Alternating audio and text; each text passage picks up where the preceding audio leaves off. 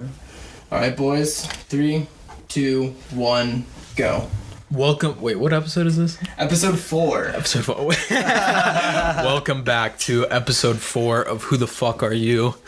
Today I have a very special guest who I've known for actually quite a while, I think, but we haven't been too close. But we'll get into that later. First, some quick business.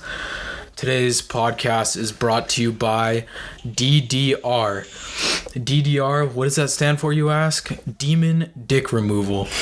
Dick Demon Removal. Which one was it, Jonas? Dick Demon Removal. Dick Demon Removal. Have you ever got that bug that your dick is hard as a rock and you just really want to tug one out? In the Jewish religion, they think, that's actually a dragon. So if you go to dickdemonremoval.com, you can subscribe. It's a monthly subscription, $13.99 per month, and they'll send you one demon removal every 30 days. And cleanse your system. Your soul, your system, or just your dick? Your cock. You're just okay. Yeah, it's just clean. It's basically just numbing cream. It won't let your dick get hard. It's the opposite of that. It's a picture of your grandma naked every month. Go to DDR.com. Use code Hahn_Cholo for one free dick removal. Dick demon removal. All right, let's get to the episode. What's up, man? How's it going? I'm doing all right.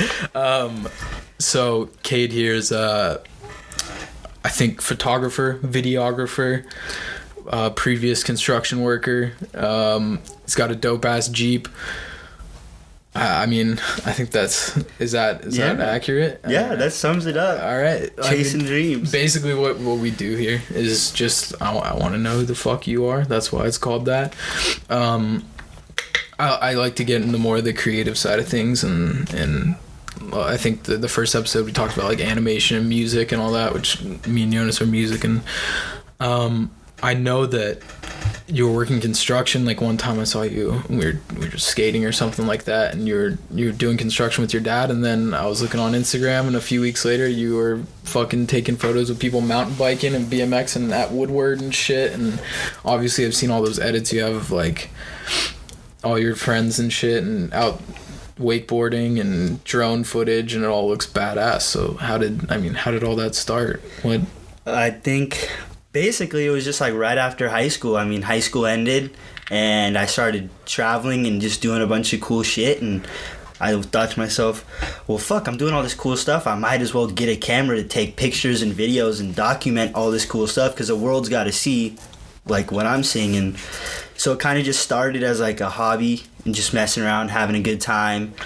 And then I kind of just became obsessed. Like I eat, sleep, live, dreamed it all the time. I just YouTube videos, learning how to shoot photos, hanging out with people who were professional photographers, people who were professional athletes, just to shoot with them, work with them, do whatever I could. And then actually right around this time last year, I was really just like, everything was coming down on me. The world was just, it seemed like the world was going to end. And I just, I almost gave up all my hope on the whole video, photo stuff, because I wanted to make it so bad. And it just was like, it's not going to happen. And took a family vacation, and I said, I'm going to bring all my camera equipment. I'm just going to make a super cool video, just live for the passion of it and enjoy it. Not about being somebody or blowing up or being cool. It's just living life and showing people what we do. And it just so happened that the same weekend, a group of my friends who I grew up racing bikes with were all at the same resort in Idaho.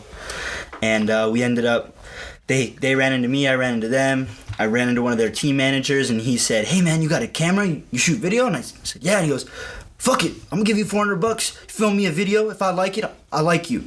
I go, all right, let's do it. And before the second day of filming, the guy offered me basically just a ride. He said, you got a passport? I said, no. He goes, go get a passport when you get home. He goes, you got 2 days. He goes, I need you to fly out to Vermont with us. I need you to film. We don't have a filmer, and I need you. You're badass. I like you. You get the job done. And it started with that, and next thing you know, it just one step after the other, and now I'm just corporate. I work for a big company for bikes. I do road bikes, mountain bikes, BMX, all that, and then that makes me good money. It's enjoyment. I love it. And then on the other side, you just have like the crazy side. I have all these badass friends who like doing crazy shit and love to be filmed doing it, and so we kind of goes, whatever happens, and we just go along with it every day, live life. Fuck. So it was just a complete overnight thing, basically. And was that the one where you were like on snowmobiles and shit like that when it was? It was the same house as that, but it was just in the summer. Oh, for sure. Yeah, so it was like right around this time, exactly. I was there in the winter snowmobiling and snowboarding, and then I want to say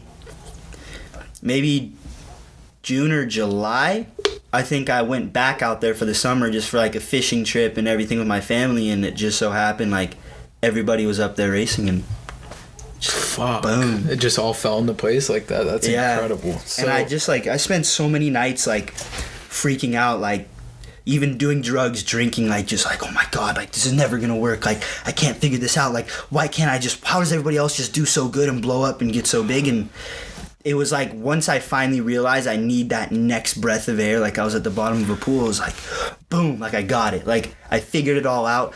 It all just came to me, and it was my time to shine and really just put in my work, and I put in my everyday job, just put in hardest work I could and did the best I could at it, and it paid off in the end, and now it's just going up from here and just keep working. So now it's your full-time job doing just filming for that team and do you edit all the videos yourself and everything? Yeah, I do. I'm still working on being like my own like director, I guess, because I'm really bad at directing just because I'm like a little bit shy and nervous, and I don't like to have to be rude to people. And I mean, a lot of people do work with me really well, but like I'm trying to work on being able to completely direct my film, whether it's just filming a couple guys riding bikes, but instead of just having them just doing what they do, I'd rather be able to tell them, hey, I need you to do this, hey, do that. And I just a little bit nerve-wracking, but I basically just tell them what to do. I film it, I bring it all home, drop it onto a computer, onto a hard drive, and I just sit there for hours on end editing. And sometimes I don't even like it, and I'll delete the whole thing and restart. Damn. I mean, that's what it takes at the end of the day. It's just about making sure that shit gets... But, well, I was going to say, it's like... You want your shit to be perfect how you like it, but at the same time, you always feel that it can be better. Is that something that you like? I mean, I know when I'm like writing music, it's like, okay, that sounds good, but I still don't like it really. And I feel like that's something with all sort of art and video and editing and animation. And I mean, when it comes to anything, you're drawing pictures, you're painting, you get that down, and you're like, I mean, I'm satisfied, it looks good, but I'm not content. I still want more out of it. Is that something that you think like happens a lot with your editing, or at some point do you have a deadline and they're like, yo, we need this video, and you're just like, I mean, this is what I got, I wish I could have spent more time? Or no, it's a constant, like, this needs to be better, I can do better, I can fix this, how can I do this better? And then that's what constantly drives me to keep doing more and to keep working at it, is because you find little mistakes and stuff that you want to fix, and sometimes you can't fix them right then and there. So you just need to practice being better and doing better in the future. But I mean, they're always putting me on a deadline, and sometimes I kind of blow the deadline because I'm so focused on perfecting just that project. I want shit to look good because I don't want to just be known as like some person who edits. I want to be known as someone who does a good ass job and puts in their hard work. Yeah, and that's what drives passion, I feel like. And like that's the hardest part about doing film and photography, or like even for you guys, music, art, all that, is you always see that there's someone else doing it too, and not just one person but 1,000 other people, and a lot of them might be doing better, they might be more popular, and like that's what fucks people up, is they set these boundaries. They say like, I want to be like that person, but like that's your art, like your art isn't their art, you can't be like them, you need to create your own, because once you find your own piece of art and what like floats your boat, that's when things really start happening. Because if you're so focused on what someone else is doing and why they're doing it better, you're not focused on what you're doing and how you can do better at what you're doing. You're focused on what they're doing and how to be like them. But nobody likes the same two pictures. Yeah, if two people post the same picture, it's only one of them is going to get the like on it. Yeah, exactly. Sense. And I think it's like the same thing when people are requesting something of you. So you're I guess your company now, right? Like, do you have bosses and stuff? I guess I have like a boss. I've got two different like ideas of a boss. I've got the head of the company, the guy who basically calls me and says, hey, this is where you're gonna go, this is what you're gonna do, and this is where you're gonna stay, you're gonna sleep, you're gonna eat, this is what you're gonna be doing.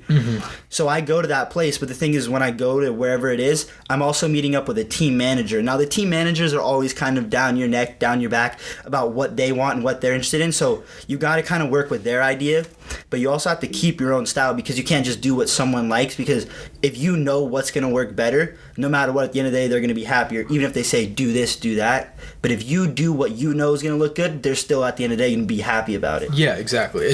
What I was gonna say is when somebody requests something of you, how they want something to be, it's in their head, they have an idea, but at the end of the day, they don't want you to perfectly recreate their idea, because then it's not your work at the, you know what I'm saying? Like, exactly. They hired you because they like how you do it, right? So you're trying to make something that not only you're proud of, but they're also going to be proud of. So it's like you take their opinions into mind, but at the end of the day, it's about making your own, your own thing. You're not, like you said, about copying somebody else. Only one person's going to get the like.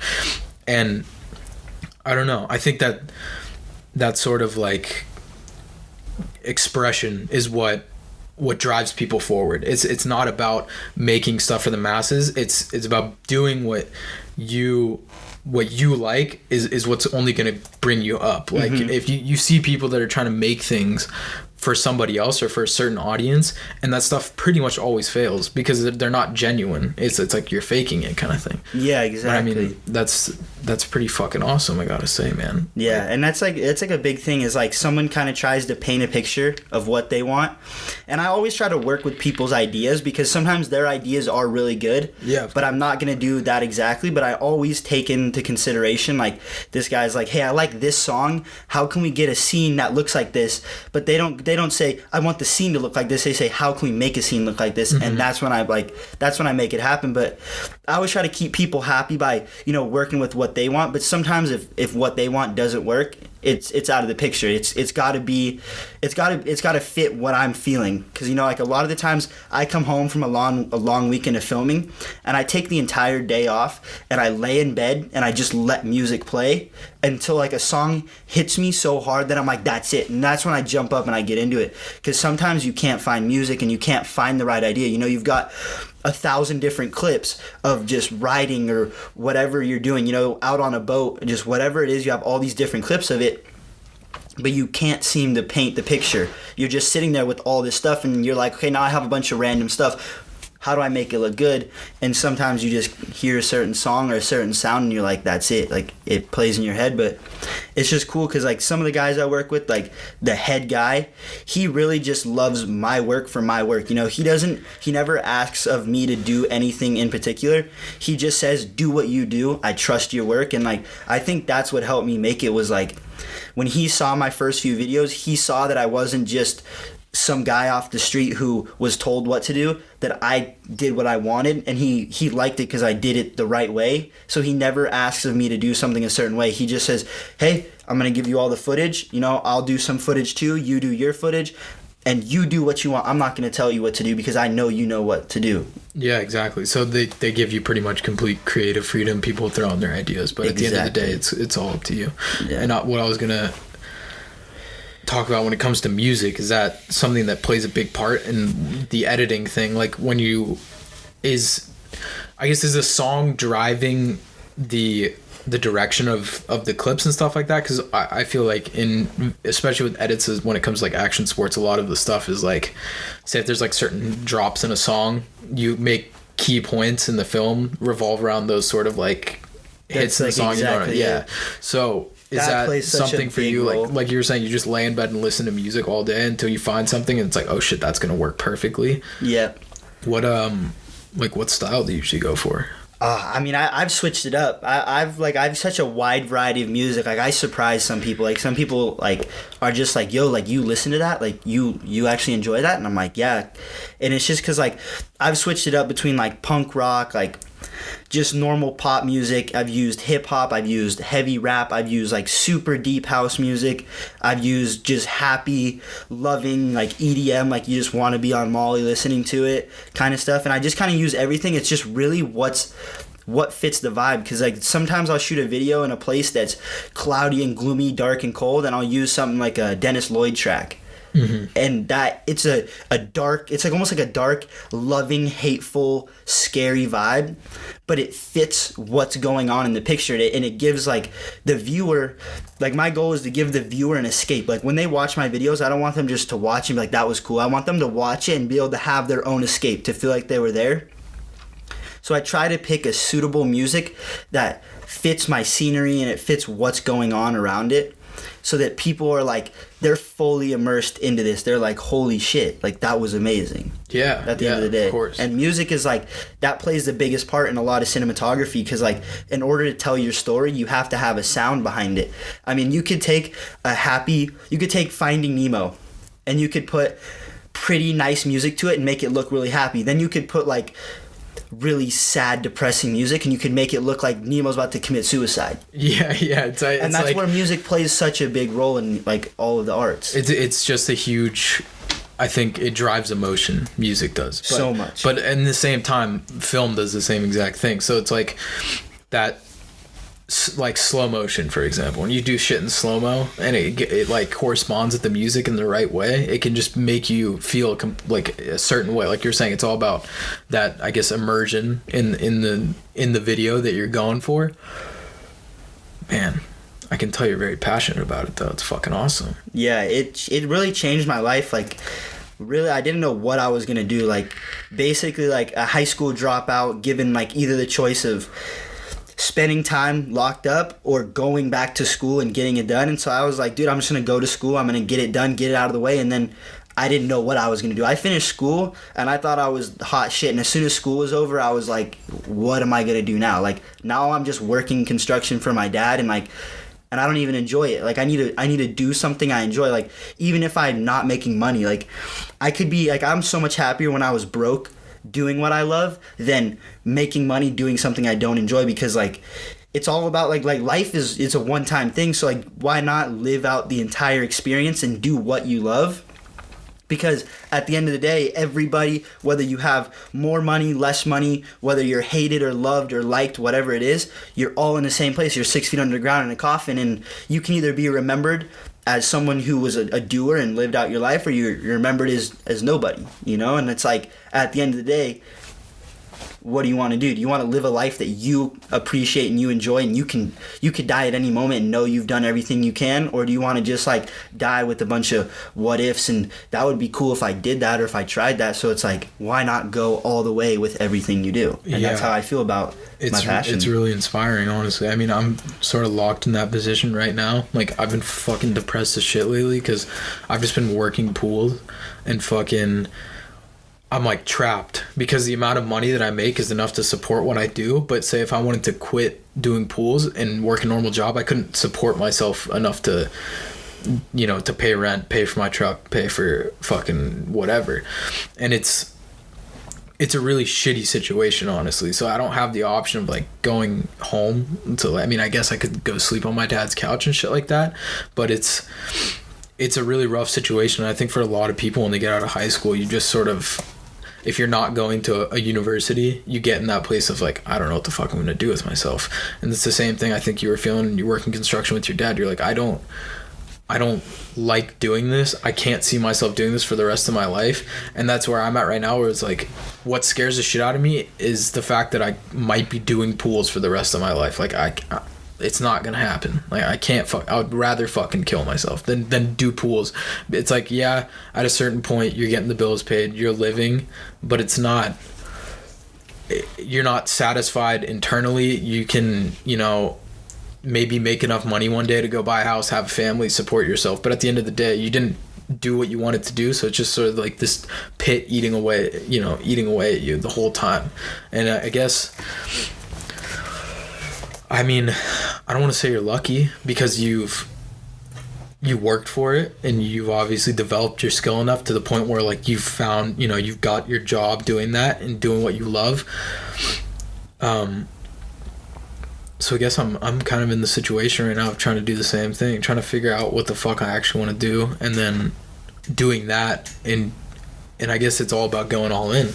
Like, would you say that's what you did? You just went all in. You're like, fuck this, I'm just gonna go for it, and it paid off. I gave up everything. I mean, my first real trip to do like photography, like I didn't have a fucking dollar in my pocket, and I asked someone if I could hop in the back of their van and travel 24 hours to Texas. I didn't have a dollar in my pocket. I was literally eating other people's scraps at like a certain point. Like I was like whatever like leftovers they had, and like I mean eventually they caught on to the fact that like this kid doesn't have any money, and he just took off with us because he wanted to do something he loved. And like I literally just let it all hang out. I threw everything on the table, like nothing in my pockets, like dirty clothes. I couldn't afford to wash my clothes, like, and I just said like fuck it, like I'd rather be happy doing this than sitting at home, you know, sad. And like that's the hard thing is like even right now, like I have like a part-time job that I got, and I only got a part-time job. Like I had to be honest, like it's a cool ass job, but I fucking hate it. I hate going to work, but I have to have something in between to keep my mind humbled, to know that like to know the difference between average and what's not average. So like I have to keep myself on like an average level of going to work and doing something I know I don't enjoy, to keep sparking the fire inside me to know what I want to do and do what I love. Because like just like working all the time, like I've tried everything. Like I did like studio work, I did construction, I did like photography work for different studios, and you know they just tell you what to do. But like all these things, I've tried them, and I end up at every time I just end up at the same place. Like this fucking sucks. And like I mean sometimes you really do have to go through, like you have to go through the shit, you have to go through the fucking struggles of hell to find out like that you really just need to escape, and you need to push it all the way. Just do whatever you can. And I mean, like even for myself right now, like I got a house payment. I totaled my truck at the beginning of the year. I had to go to court over a bunch of shit with that because like a tow truck company wants a bunch of money from me that I'm not willing to give up because I worked hard for my shit, and I don't deserve to be put in a position where like, you know, someone literally went out of the way and just like, they were like, yo, like, we're just going to completely be corrupt and try to fuck you over while you're sitting here bleeding out of your face. Like, we're going to do everything we can to mess with your head and try to tow your truck for, you know, $2,000 when you said not to. And I'm sitting there like, yo, like, I'm just a 21-year-old kid. Like, I don't know. I barely know right from wrong. And, like, I got dropped with a house payment on my head because my mother was taking care of a house. And, like, you know, she went off the rails with just drugs and alcohol, so she couldn't do anything about it. So like everything got dropped onto me. So, you know, like I got house payments. Now I got to deal with like court situations, health, you know, getting health insurance, right? Having to buy a new vehicle to be able to get around. And then it's like I have to figure out being able to do what I love and make enough money doing that. At the same time, I have to keep an in-between of having a job, because if something goes wrong with doing what I love and I have no money, I'm at the point where now it's like, if I don't have any money, like this time, it's my ass. Like I'm on the streets and I'm like, what am I supposed to do? Like my ass is on the streets. I don't have anywhere to go, nowhere to stay. So it was like, when I really threw everything out the window, it was almost the right time to do it. Just because like I literally no money in my pockets. Like even like my friends were seeing my struggle, and like they were helping me out, and they were trying to tell me like, yo, you should just get a job. Like you should, you know, get a real job. Like, dude, make some money. Like stop doing this. Like you're hurting. Like all this. And I was like, no, like I'm not going to do anything that isn't what I love doing, because I'm willing to die before I do something I don't like. And I mean, sometimes you have to just accept, like when you're in a situation, once you're growing up, you have to accept you have bills to pay, you have shit to take care of. So sometimes you have to get stuck working certain jobs you don't like. And sometimes it really is just a milestone. You just have to tough it out, suck it up, and get through it, because as long as your mindset is opportunity and doing what I love and getting to that point, it will come to you. If you put it into the universe, it will come back to you no matter what.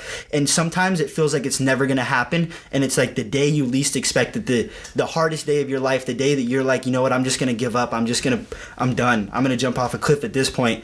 It's like all of a sudden, one person says a little something and it kind of sparks your head and you're like, what? And then like all of a sudden you end up in that right position. You meet the right people, you run into someone, and you get a phone call out of nowhere. Like, that's how some shit's happened to me, you know? Dead broke, trying to buy something new, and like I don't even have money, and I need to buy some new camera equipment to do something I told someone I can do, and I know I can't do it without the equipment. And like out of the blue, thinking and putting it out into the universe that I need this money, I get a phone call to go make some good money doing something on a, I got a 1 day notice. I got to do 4 weeks of hard work. I just need to suck it up and put in the hard work. And at the end of that 4 weeks, I'll have the money. I can pay for my insurance in my house.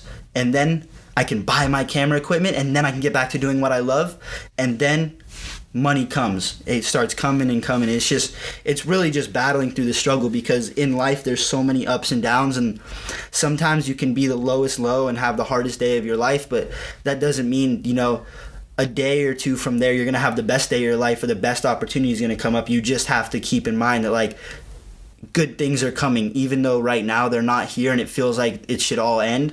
Good things will come as long as your mind is set to that and your mind is set to what you want to do. Yeah. It's really just hard to find that. Like, some people just give up on it and they just have no motivation and no hope, but in reality, it's all there. You just need to put it out there. You need to fight for it, because what comes, like, nothing comes easy. You have to fight for what you want in life. Yeah, of course. I mean, I think I didn't realize we were in very similar situations, actually. Like, my mom is a meth addict and got evicted from our house and shit when I was, like, I think 19, and then that was when I was on my own, like, the same situation. Had to go. I mean, I was sleeping on the couch at my dad's house, working construction, and it wasn't, and it's still not what I want to do now. It's like doing pools, but it's like you have to do that shit just to get the bills paid, and then try and work on your passion on the side, which is, I think, really difficult for a lot of people to. And I mean, it's difficult for me because I don't want to do pools, but after a full 10-hour day, then you get home, and in your case, if you worked all day long and you have to get home and realize, like, I have to edit, and then this weekend I have to go shoot because this is what I actually want to do. It's like now you're combining two things at once that both require immense amount of time, and it's really draining. But I guess part of that sort of workload is to you have to fuel your passion with work on this, with what you don't want to do is how you're going to fuel what you do want to do. And it's like, exactly, it's a like really awful contrast, because you're like, fuck work. I fucking hate waking up in the morning. I don't want to do this, but I know if I can do this, then on the weekend I get to go out and shoot, or I get to go play music. I get to come to the Jonas. I get to do what record. You love. Yeah. And at the end of the day, if I didn't work my job, then I wouldn't be able to fucking pay for guitars. I wouldn't be able to pay for anything that I actually want to do. So it's like, it's this weird contradiction of, like, I have to do something I hate to do what I want to, what I love. No, that's exactly both. Fucking it. Like, and it's humbling. I mean, I feel like through those experiences, you probably had to grow up quite a bit. And I think, I mean, a lot of people that we know are not in that situation. They don't have bills to pay. They can fuck off all the time. And it's, I mean, it might sound kind of condescending, but they just don't get it. Like, they haven't had to live, like, real life. And maybe we really haven't had to live real life yet. We're both pretty fucking young. But I think we've gotten a taste of, like, what happens when you don't have parents really anymore. Yeah, you get a taste of what it's like to have the world dropped on your head, and, like, at a young age, it's so hard. Like, a lot of people say, like, oh my god, that's so scary, like, you must have had to grow up so quick. And it's like, yeah, I did, but at the end of the day, that puts me 10 steps ahead of the guy who, says he's better than me and thinks he's so fucking cool because mommy and daddy buy him everything and pay for everything. Because when I'm doing good and I see myself doing good and other people see me doing good, it makes me happy, because all the kids who would talk shit and have rude stuff to say because they don't know what your life situation's like, and they have it all good. They got the silver spoon, they got the money, the cars, their parents pay for everything. They don't know what it's like to struggle. They don't know what it's like to feel real pain, to, like, really just want to end it all. Like, some people are just like, oh yeah, like, oh yeah, you think you're so fucking tough, like, you're such a cool ass guy, you do pictures, wow, you must be a real badass. And I'm like, no, actually, like, I fucking love my work, I love what I do. Like, what the fuck are you doing, living with your mom and dad, working a fucking job you're gonna be stuck doing the rest of your life, you're never gonna go anywhere. Mm-hmm. But then, like, it's like people like us, like, we struggle and we know what real pain is and, like, how it feels for shit to be bad. And, like, that really is what pushes you even further. And then it's also having to feel what average is like. You know, when you have to feel what it's like to be average and to work a job you don't want to work, it pushes you to do what you want to do. It's all motivation. I mean, that's how you have to look at it. If you have real passion of something that you know you want to do, it's all motivation. And I mean, if you don't mind digging into the situation with your mom, just because I feel like I didn't realize that we had such similar circumstances, and like I haven't talked about it on the podcast yet, but like I'll open up about my whole situation with my mom. It's kind of like at the end of the day, what happened was fucking awful, and like I wouldn't want anybody else to have to go through that. I wish I could live at home with, you know, my parents for free. Oh, yeah. I wish I didn't have to pay rent. That'd be like, nice. It would be awesome. But if that was the case, I wouldn't appreciate the fact that, you know, I wouldn't, well, if I had that the whole time, I wouldn't appreciate it now. It would just be the way it is. So I guess for you, like, how did that, well, let me start with this. For me, I wouldn't take any of it back. None of it. Yeah, I wouldn't. I mean, because I grew so much from those situations, but like, what sort of, if you don't mind talking about it, I go on about it. Basically, it was just about this time last year. I'd come home earlier in the month, came home from a family trip. My mom was at home and shit had gone haywire. My house was fucking wrecked. Shit was everywhere. Shit was upside down, and my mom was just talking all this crazy stuff. And like, my mom is an alcoholic, and she's been an alcoholic my whole life, and she's had drug problems. But like, this time was different because I just came home to like couches flipped over, and like this woman is looking under the fridge talking about people under there. And like, I know she does have, you know, some mental diseases, so I brought her to the hospital to get her evaluated to make sure it wasn't just a 5150 case. And I went digging through a room, and I found some meth and crack pipes and shit, and just an entire closet full of, you know, dollar bill tall cans just fucking everywhere. And I was like, I didn't know what to think. Like, I wanted to cry, I wanted to scream, I wanted to punch something, and like, it was a scary moment. And like, at that point, I found her phone, and I went through her phone to figure out how all this came about. And like, I started calling people, I started making threats. Like, I was freaking out. Like, I was ready to end someone else's life. Like, fuck my life. I was about to take someone else's for doing this kind of thing to my mom. And it came to that some guy that she'd been hanging out with for the past year, he was a real calm, cool guy, and he kind of like, he was like a little bit of a pothead, and he was real mellow. But it turns out, like, this whole time, this dude was like the root of the problem. He was a big time meth dude, like always doing the shit, and like got my mom hooked on it. And after him and my mom went through a little bit of trouble, she went off the rails with it. And so like, it was terrifying to find all that. And like, I mean, I put it on everything. Like, if I ever see this dude again, I'm gonna fucking ruin his life. Like, I'm gonna make it so this guy can't walk again. Like, I'm gonna break every rib in his body and make him die slow. Like, I was so angry. And I learned to just like, to let that go, to forget about that, because those are the low people that don't matter. And I mean, it still sits there in my head and it bugs me, but you have to figure out at one point, like, fuck that person. Like, they'll never be what you're gonna be. And just, you know, just make sure that you don't see them around and they don't come near your life or anybody in your life ever again. And make sure that they have a clear image of what's going to happen to them if they come around. And I got that cleared up real quick, like real fast. I made that shit happen. And then I took care of my mom. I mean, it was up to me. I called my grandparents because my grandparents took care of me most of my life and helped me with my mom. But when I contacted them, they were like, you're on your own. We're not doing this. We've paid more money throughout your entire life to take care of her. We're done. So it was basically up to me to figure out how to get my mom mental help, to get her into rehab, to get her off the drugs. And I got her into rehab and I got her help. And I was able to get her into like a sober living. And like, you know, a couple months go by and all of a sudden I don't hear from her. I don't see her. She's not talking to me. She's not checking up. And you know, I just didn't see her. I didn't see her for months on end.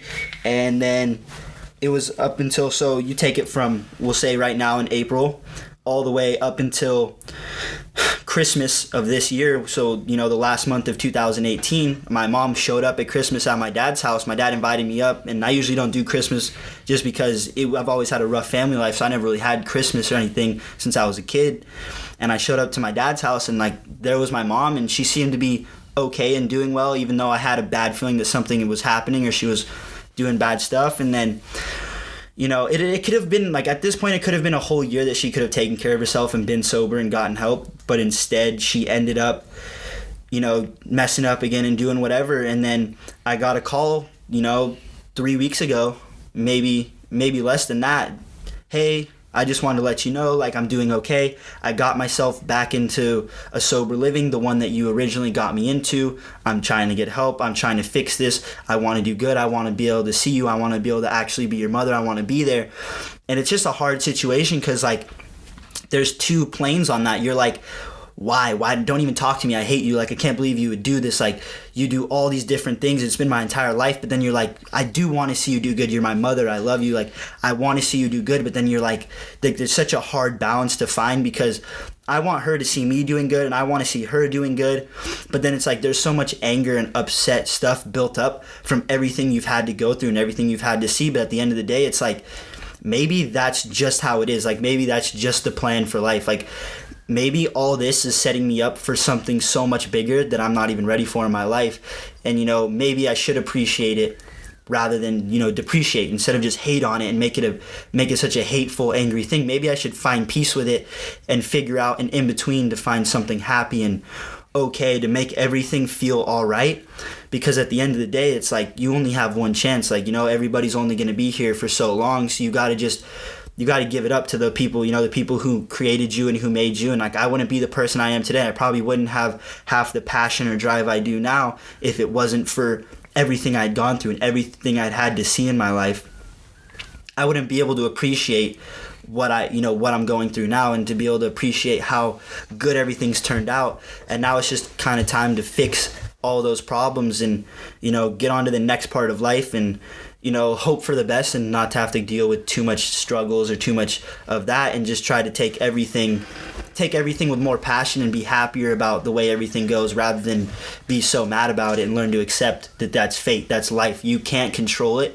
There's only thing you can control is yourself, and you can't control what's going to happen and what other people are going to do. And once you do that, I mean, from there, it's just kind of, it's easy coasting. You just got to work through life happy and peacefully, I think. It's tough. Exactly. I mean, it's kind of crazy how similar our situations are. I'll drop out my story. So basically, same fucking thing. My mom was dating this dude for a few years. Meth dude as well. Didn't realize it. But same thing. Went through a room. Found fucking shit that she was using to snort, whatever. Found, like, trays with fucking meth and all that shit. My mom was also an alcoholic. She had one of her friends, same thing. She's all fucking whacked out all the time. They drink all day long, never working or anything like that. And I guess the only difference is, you said you called your grandparents, and I did the same thing. And my grandparents were like, look, the house that you're living in, we pay for. My mom ended up taking a second mortgage out on that house, ended up getting evicted. My grandparents were like, yeah, like, we're done, like, good luck. And I guess the difference was, like, it was eating away at me to the point where I wanted to help my mom, and I tried for like 2 years to help her, but I didn't know, like, I didn't try to get her into a rehab or anything like that. And my dad, like, I was breaking down one night, and my dad was like, what, like, look what you're fucking doing to yourself. Like, you're trying to help your mom so bad that you're killing yourself in the process. And he's like, just fucking stop, like, just stop, give up. And my uncle, my mom's sister, same thing. I mean, my mom's brother, like, basically just said, like, give up. Like, you need to focus on your own shit before you start trying to take care of your parent. Like, your parent's supposed to be there for you. And it's like a really hard thing when you're like, that is my mom, and, like, I love my mom, but at the same time, I can't associate with her because it's just dragging me down. Like, she's taking me down with her. And I think I lost where I was going, but I think you did the best that you could. And I don't know if you're still probably actively trying to help her, and that's, like, you know, it's an amazing thing. And it means a lot to me because I guess I didn't really do that. I kind of had to separate, and I haven't talked to my mom in months. She called me, it was my birthday on Sunday, so she called me on my birthday and shit like that. But, like, my mom's fucking just like gone. Like I don't even know where she is really. She's just like out living on a farm somewhere, like the middle of ass fuck nowhere, like basically homeless. And it's this weird contradiction where you're like, that's my mom and I love her, but at the same time, like I can't kill myself trying to help somebody. Like, No. And it's really difficult, I guess, because I feel like at this age, you still need your parents, you know, a lot. And luckily my dad is not like that, and I still have my dad, and it sounds like you still have your dad. I don't live with him. I can't really live with my dad, and I don't know if that's the same situation for you. Yeah, I can't really do. Me and my dad we don't do very well. It's like we couldn't live together. I can hang out with him and get lunch with him, but I can't work for him. I can't live with him. I can't put up with him, and he's not in any situation to help me out because he's not good at it. Yeah, exactly. So it's like at a certain point now you're kind of on your own, and you do have to grow up fast, like you really do. But at the end of the day, like what you were saying at the end, it's all about just keeping positive and using that as like a drive, and really trying to use that as some kind of progression. And it fucking sucks. It really fucking sucks. And I remember that day, the same sort of situation where you said you got home and shit was just fucked up. And I got home and my mom had $10,000 in cash. And she was waving it around like, look what I got, and cracked out of her mind, just fucking whacked out. Like, look what I got, like 10 grand. I'm like, where the fuck did you get that money? And she wouldn't tell me. I ended up stealing like 3 grand from her and just like leaving the house. So I'm like, this is the least I fucking, you know, this is what I deserve, kind of thing. And I couldn't handle that, so I came home and I gave her the money back, and then broke down and basically never went back after that. Got a knock on the door one day. You're being evicted. I was like, oh, really? And he's like, yeah. I'm like, all right, sick. Just close the door. And then from that point on, it's like, all right, you're on your own now. And it feels like being left for dead most of the time. It feels like you're just left for dead. Like you think about it. Like, I mean, I don't know if you do. Like, I've thought about it more times. Like, maybe I am just better off dead at this point.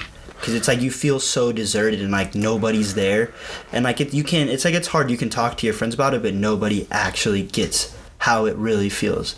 Definitely. I mean, I would say that I was suicidal at some points, but I was never like, I'm going to kill myself. But you get to a point where I think perfectly put it, it's like you're tired of being alive.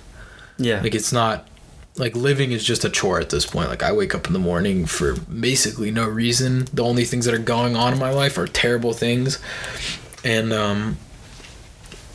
I think having to work through those situations, obviously it only makes you stronger. It only makes you better at anything else. And I've talked about this before, of it gave me a philosophy of basically don't expect anything. So if things are good, it's like, sweet, like shit's good. And if things are bad, it's gonna go bad. Yeah, but that's the thing. You can get into a mindset where it's like, okay, things are good right now. When is it gonna go bad? And that's exactly toxic. it. But it's toxic to think like, when is shit gonna go bad? You shouldn't even worry about when things go bad. You should be thinking like, it's good right now. Cool. When it goes bad, whatever. Yeah, I mean, it's I just have how a it bad goes. habit like that, where it's like when things are going almost too good and too smooth, it's always like a thought in the back of my mind, like, what's gonna be the next bad thing? You're like, waiting what's for it. gonna yeah. And it's not that I'm waiting for it, it's just that I'm more expecting it and accepting it, because like I know that like things are so good, they're at an all-time good, they're quality, smooth, everything feels just right. But like I always have to keep myself prepared that at any moment, like, just remember, at any moment it can all flip around, because like I always have to keep that in the back of my mind, because I always like to be ready, you know. Exactly. Even if I'm not going to be ready, I always just want to like keep telling myself like, enjoy this right the fuck now, because this isn't going to last. You don't know when something's going to happen. And I always just try to keep that. I mean, even though it's not the best, because I'm also thinking about what's the next bad thing, but But in preparing for that next bad thing, you know, at least for me, I know that I don't think there's going to be anything else my fucking boss, suck my dick.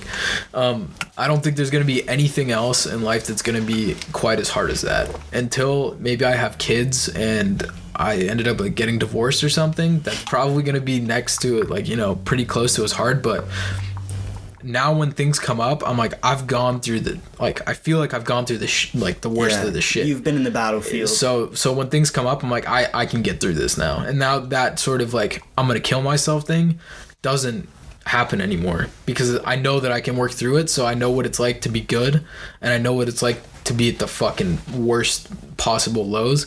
And I tell myself now, like, I'm never gonna let myself get to that low again. It's not worth it. I'm not gonna really fall down. I'm not gonna stoop down to that level of it's just not fucking worth it. You can, because at the end of the day, you have control over your emotions. You have control of how you feel. And I think a lot of people, like, it's not a competition. You know, being depressed isn't a competition. Who's the most sad? And when you're around people that treat it like that, it's just like fucking awful. Yeah. And I mean, there's that's like the worst kind of person. Is it's like, who's had it worse, or who's more sad, or how much more sad can I make myself? Like, I've known people, like, I hung out with this one girl actually for a while. Like, I was kind of into her, and like, it just wasn't gonna work, because it was like, when something was like bad, like, instead of being positive and trying to get better, she would only make things worse by thinking of everything in a worse state of mind. And like, they're like playing sad music to fuel the fire that she's already got for the sadness. And it's like, she wanted things to be worse. It's like, why do that to yourself? Like, why not have the worst day of your life, and why not say fuck everyone and fuck everything? I'm gonna go out, I'm gonna do something that makes me happy and makes me feel good, instead of sit there and mope and whine and listen to sad music and think of all the worst things you can. Like, fuck that. Like, be happy. Do the best you can to be happy. Like, I got notifications on my phone. I've had a kid ask me, are you like suicidal or something? Like, are you really depressed? Like, what's all those notifications? Because I got notifications every day that pop on my phone that are like, make that shit count. Like, be positive. Like, have the best time. Enjoy life. Like, it's just a constant reminder, so that every day that when my phone goes off and I go to look at it, I see something positive. So I remember, keep your head strong, keep positive, because even if it is the worst day, there's still better. Just be happy, because it's not worth being that upset and being hurt all the time. It's fucking stupid. I mean, it's not. And I feel like nowadays, and I'm guilty of it, with people on social media, and you get the whole suicide boys trend and all that shit, and people are like, who can be in the competition to be the most depressed, and people sort of glorify this whole depression thing, and who can be the saddest and the most edgy and all that shit. And I'm guilty of it, because when I was fucking depressed, I was like, I'm gonna be edgy as shit right now. I'm gonna post these fucking I was doing photos shit. And you're just like posting captions about dying, and it's like, I look back on that and I'm like, God, I was such a fucking faggot. Like, what? Why? I did that though. I was posting pictures of like trying to find a balance between, you know, Satan and the fucking and hell. Like, I was just like, I was posting all this fucked up shit, and like, I mean, I won't deny it. Like, I was like, at a certain point, I would do some drugs and try to get out of it. Yeah, of course. But I realized, like, that's not the way. Like, to keep fueling it, that's not the way, because once I got around a good group of people who tried to help me with a good mindset, it really set foot on a path of like, don't try to hurt. Don't try to make things worse. Try to make things better. Don't try to be the depressed person. Don't try to glorify shit. Yeah, you know, like, a lot of people glorify pain and hurting and all this. Like, don't glorify it. Like, it's already bad enough for the people who are suffering. Don't glorify it, because we know we don't want to suffer. Even if we put ourselves through hell and back, we don't truly want to suffer. We want to do better. We just don't know how. Yeah, of course. And I think it's okay for the first the first 3 days after you break up with somebody or something. It's all good. You eat some shit food, you listen to some sad music, because that's how you're feeling. You can relate to it for 10 minutes. But after those 3 days, go out, run 5 miles, start eating good food, go get some fucking exercise, do what you actually like doing. Even if you don't want to do it, you have to push yourself to get there, because it's the only thing that's going to pull you out of it. And I sat for like a year after like this shit with my mom while it was going on, just being depressed as fuck, getting fucked up, taking bars, drinking, like taking pills, smoking 24/7, like all day long, trying to just run away from it. Yeah, trying to fill the pit. Yeah, one of my favorite song lyrics: "The drugs don't work; they just make you worse." Nope, it's like, that's exactly it doesn't work. You can run all you want, but until you it's like this, and I've used this example before.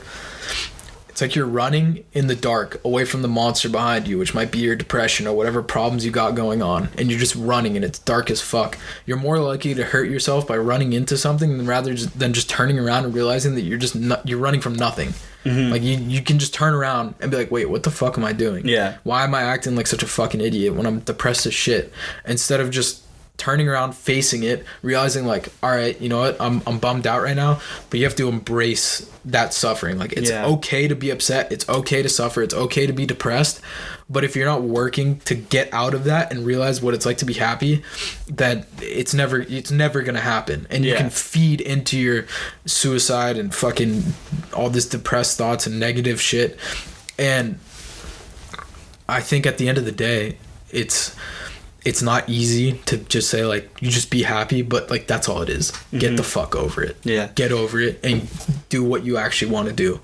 Because you can just feed into it all day long, and you're never gonna go anywhere. It's like being the motherfucker who's running from Jason in Friday the 13th, and the motherfucker's running for his life, and you know he's gonna die, and he's running, and instead of Jason killing him, the guy steps in like a bear trap or something, or he falls he fucking kills himself. Exactly. Like, you fucking idiot. You're like, you might as well put up a fight. Faced it. You might as well just face death right there and face that fear rather than running from it and just killing yourself. At the end of the day, you ended up dead. The guy didn't even have to do any work. It's the same thing. I think depression is nowadays, especially with kids younger and fucking social media. It's like, who can be the most edgy, who can post the most depressing shit, who can be the coolest and the most depressed. And it's like I look at those people now and I'm like, you know, obviously depression is a real mental illness, and like I've been there and I understand it, and it's okay. But if you don't take any sort of initiative, if you're just sitting there, like, I mean, I've had it before where it was like,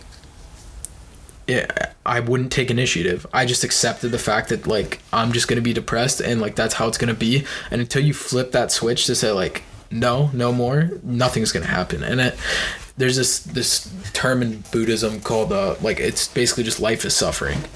It's called dukkha. All it's saying is that suffering is inevitable in life. You're gonna get to points where you're fucking just suffering. Like, you're gonna be sad, your shit's gonna be fucked up, but it's all about understanding that that's gonna happen, embracing it, realizing that like, all right, I'm doing this right now, it's fucking terrible, but it's about pushing through. And once you get to that other side, now any problems in life that you have, and I'm sure you feel the same, you can handle it.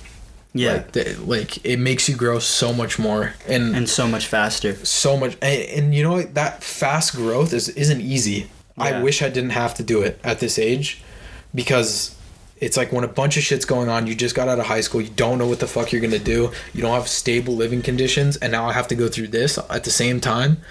It's just fucked. It's all fucked. But you learn every day just like more and more shit of how to handle yourself, how to be better. I think the biggest part is not only being better for yourself, but better to the people around you. That's what's gonna really lift you out of it.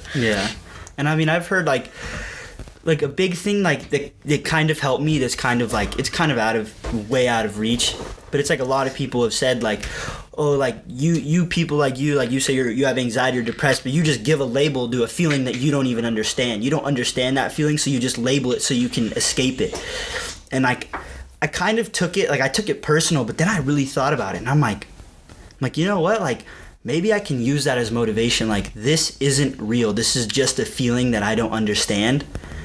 And if I can come to and I can figure it out and figure out what's eating away at me, maybe I can just put it off as an idea or a thought. I can just put it away as like, I'm just hurting myself more by telling myself I am depressed. I'm just like, maybe I'm not. Maybe I just don't know how to feel. And sometimes it helps me climb out of that just emptiness. There's a weird difference between, well, I guess labeling, like you were saying, with like anxiety and depression. You can feed into that when somebody puts that label on you. Exactly. It makes it so much easier. Yeah, because you're like, oh, I'm anxious. But at the same time, I didn't really know what anxiety was until somebody put the label on it for me. And I realized I was anxious my whole life. And I was pretty much depressed all the time. Like, I didn't ever want to do shit. And my dad would just say like, oh, why are you so miserable all the time? And then I realized like, that's what it was. Oh, sorry, 1 second. I think Colin just DM'd me something. Shit. Jonas, can you message him back? I just got a message from him. Oh, all right, for sure. But yeah, I mean, that label can fuck you over because you can feed into the label more, but it can also define how you're feeling, and then that word means something rather than you just like, I don't know if I'm supposed to feel a certain way, but at the end of the day, I don't think you're supposed to feel anyway. You just feel how you feel. Yeah. And it's a vicious cycle. It's terrible. I think everybody still deals with that. I'm sure everybody's anxious and everybody's depressed sometimes, but I guess all that matters is like you come out on the other side. Yeah, exactly. And I think that's you did it. Yeah. What you scared of anything in life? At this point, the only thing this sounds retarded, but like the only thing I fear is just fear itself, is fearing something. Like I've just learned to overcome so much. Like my first big like breakthrough when I realized I was ready to step up to the plate to everything was like when there's always like a situation kind of breaking out, you know, all your friends are getting like, you know, I was at a party and there was a group of kids we didn't want there at our place. And nobody was willing to face it head on and say, hey, motherfuckers, get the hell out of here. We don't want you here. Everybody, you know, I'm the smallest guy out of my friends, and everybody was kind of babying the situation and sugarcoating it. Hey, you guys should go soon. Hey.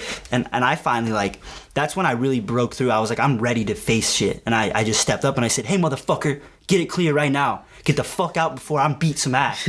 Like I just started throwing shit out that I've never said before, just going off like just crazy.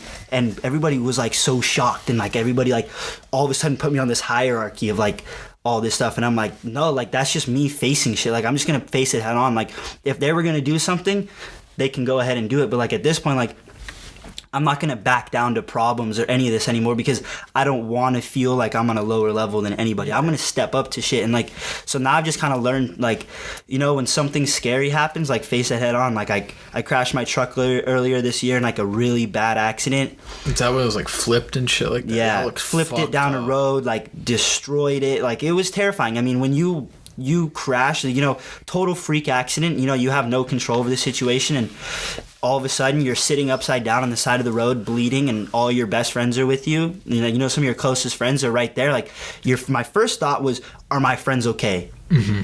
And then once everybody was okay, they asked me if I was okay. That's when I realized I was bleeding and all this stuff. And it was terrifying. It was such a shitty situation. I'm like, I kind of suffer from PTSD from it, but I don't succumb to it. Like, you know, literally the next day before I even went to a hospital when I really needed to, I went with my friend and hopped into his car and I drove his car somewhere. And then I had to spend some time in the hospital and some time in bed just healing up. I had to have, you know, a little bit of facial reconstruction. I fractured my skull right above my nose, fractured my jaw, broke a bunch of like bones above my teeth. Jesus Christ. And it sucked, but I would say, you know, I was in bed for 6 days, and I think on the 7th or 8th day after I was able to get out of bed and I was able to get a bunch of stuff removed from my face that was really holding me back from doing anything, I went right back up to the canyon that I crashed in. I hopped into a vehicle and I drove down it at night under like almost the same circumstances besides the rain and low visibility. I went and I just faced it head on. And not only did I face it head on, but a couple miles down the road from where I had crashed, there was another guy who had just crashed like literally moments before I'd pulled up. And I immediately pulled over and hopped out and started helping him. And like, you know, I opened the car door and it smells like the airbags did exactly what I smelled in my truck. And like, smell really affects your brain and your head. But I just faced it. I just said, fuck it. Like, I gotta face it sometime, because if I let this eat away at me, I'm gonna be terrified. I'm gonna fear something, and like, it's better to like just not have to face that fear. It's better to just go straight on at it and get over it, you know? It's like, you know, crashing on a bike or a dirt bike or whatever. You crash doing something, and instead of walking away from what you crashed doing, overcome it, do it right then and there, because then that's not gonna sit there and eat away at you all the time. Definitely. And the longer you wait to face things, the harder it is when it comes that time to do it. Yeah, 100%. I mean, for me, a huge step, like I broke my collarbone at LACR. It wasn't that bad. Like I fucked up. It was like fourth tapped, wadded it going up this hill after like the whoop section and shit like that. Broke my collarbone. Ended up driving myself to the hospital like that day.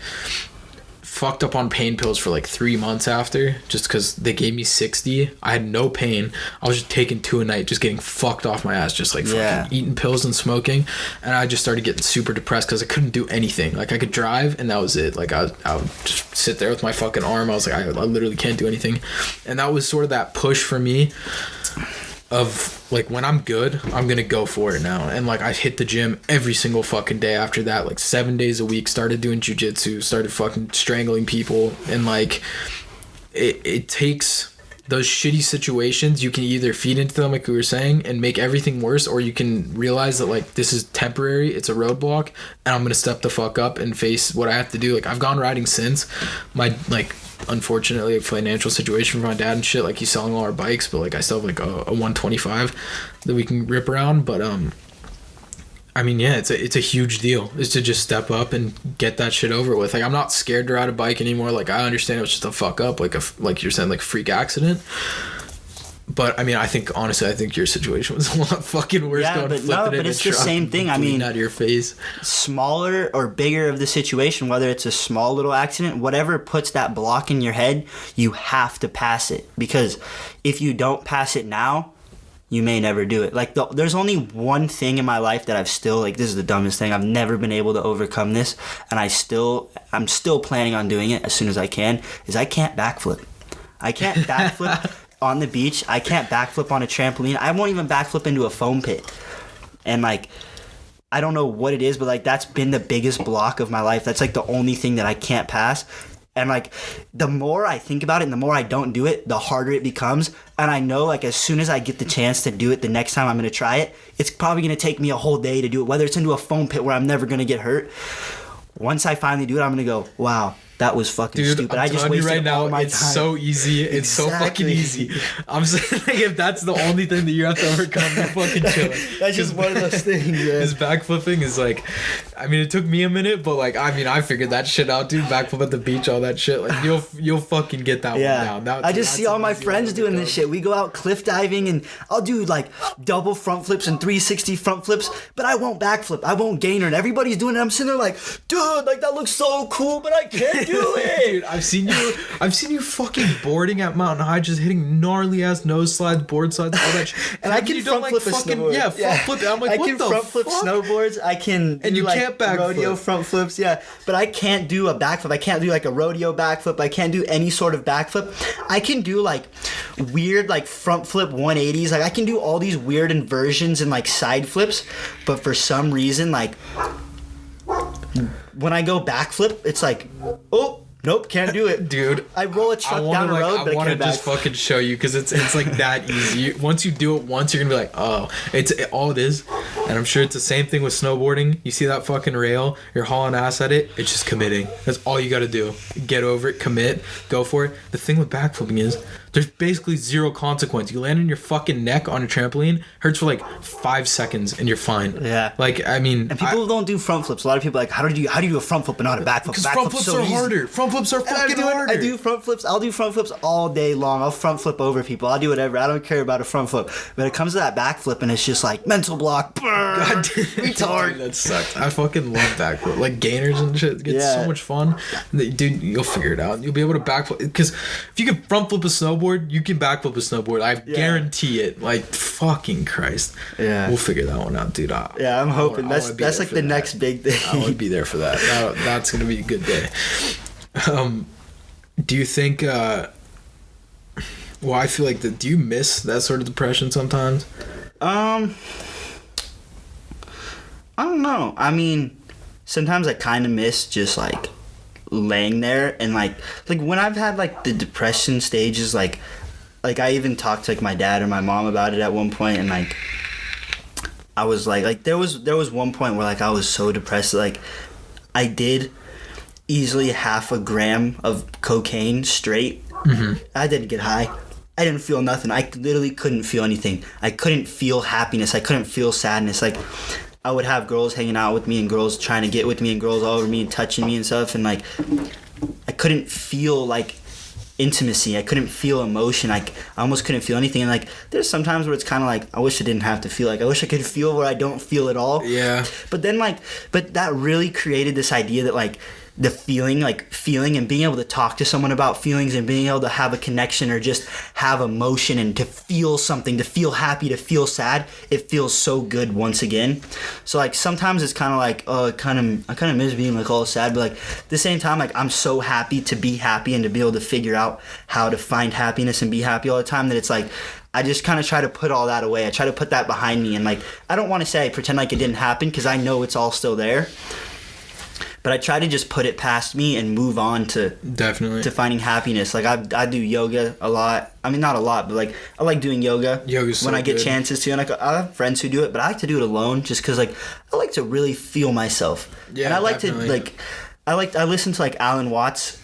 Fuck And yeah. like I meditate. Fuck yeah. I'll full on like meditate. Like I've even used some Alan Watts stuff in my videos, and like I've sat there just playing over like 2 hours of Alan Watts with my eyes closed and a little bit of like an ocean sound in the background and just relax and vibe out and just kind of try to leave everything behind and find what's better and to understand what's gonna be better, because that's what it's all about. It's just really like at the end of the day, do I want to be laying in bed upset and hurting, or do I want to go to sleep happy knowing I'm gonna have a good day the next day? Yeah, that's what it's about. I mean, I love fucking Alan Watts. I used to listen to him all the time, and I had this thing with when I talked to Kev Dog on the last episode where it's like you can get caught up in everything. Like I think meditation is extremely important, and I don't do it enough. Like I guess I'll do like forms of it where I kind of just like sit down, close my eyes, that kind of thing, and you just wait, you know.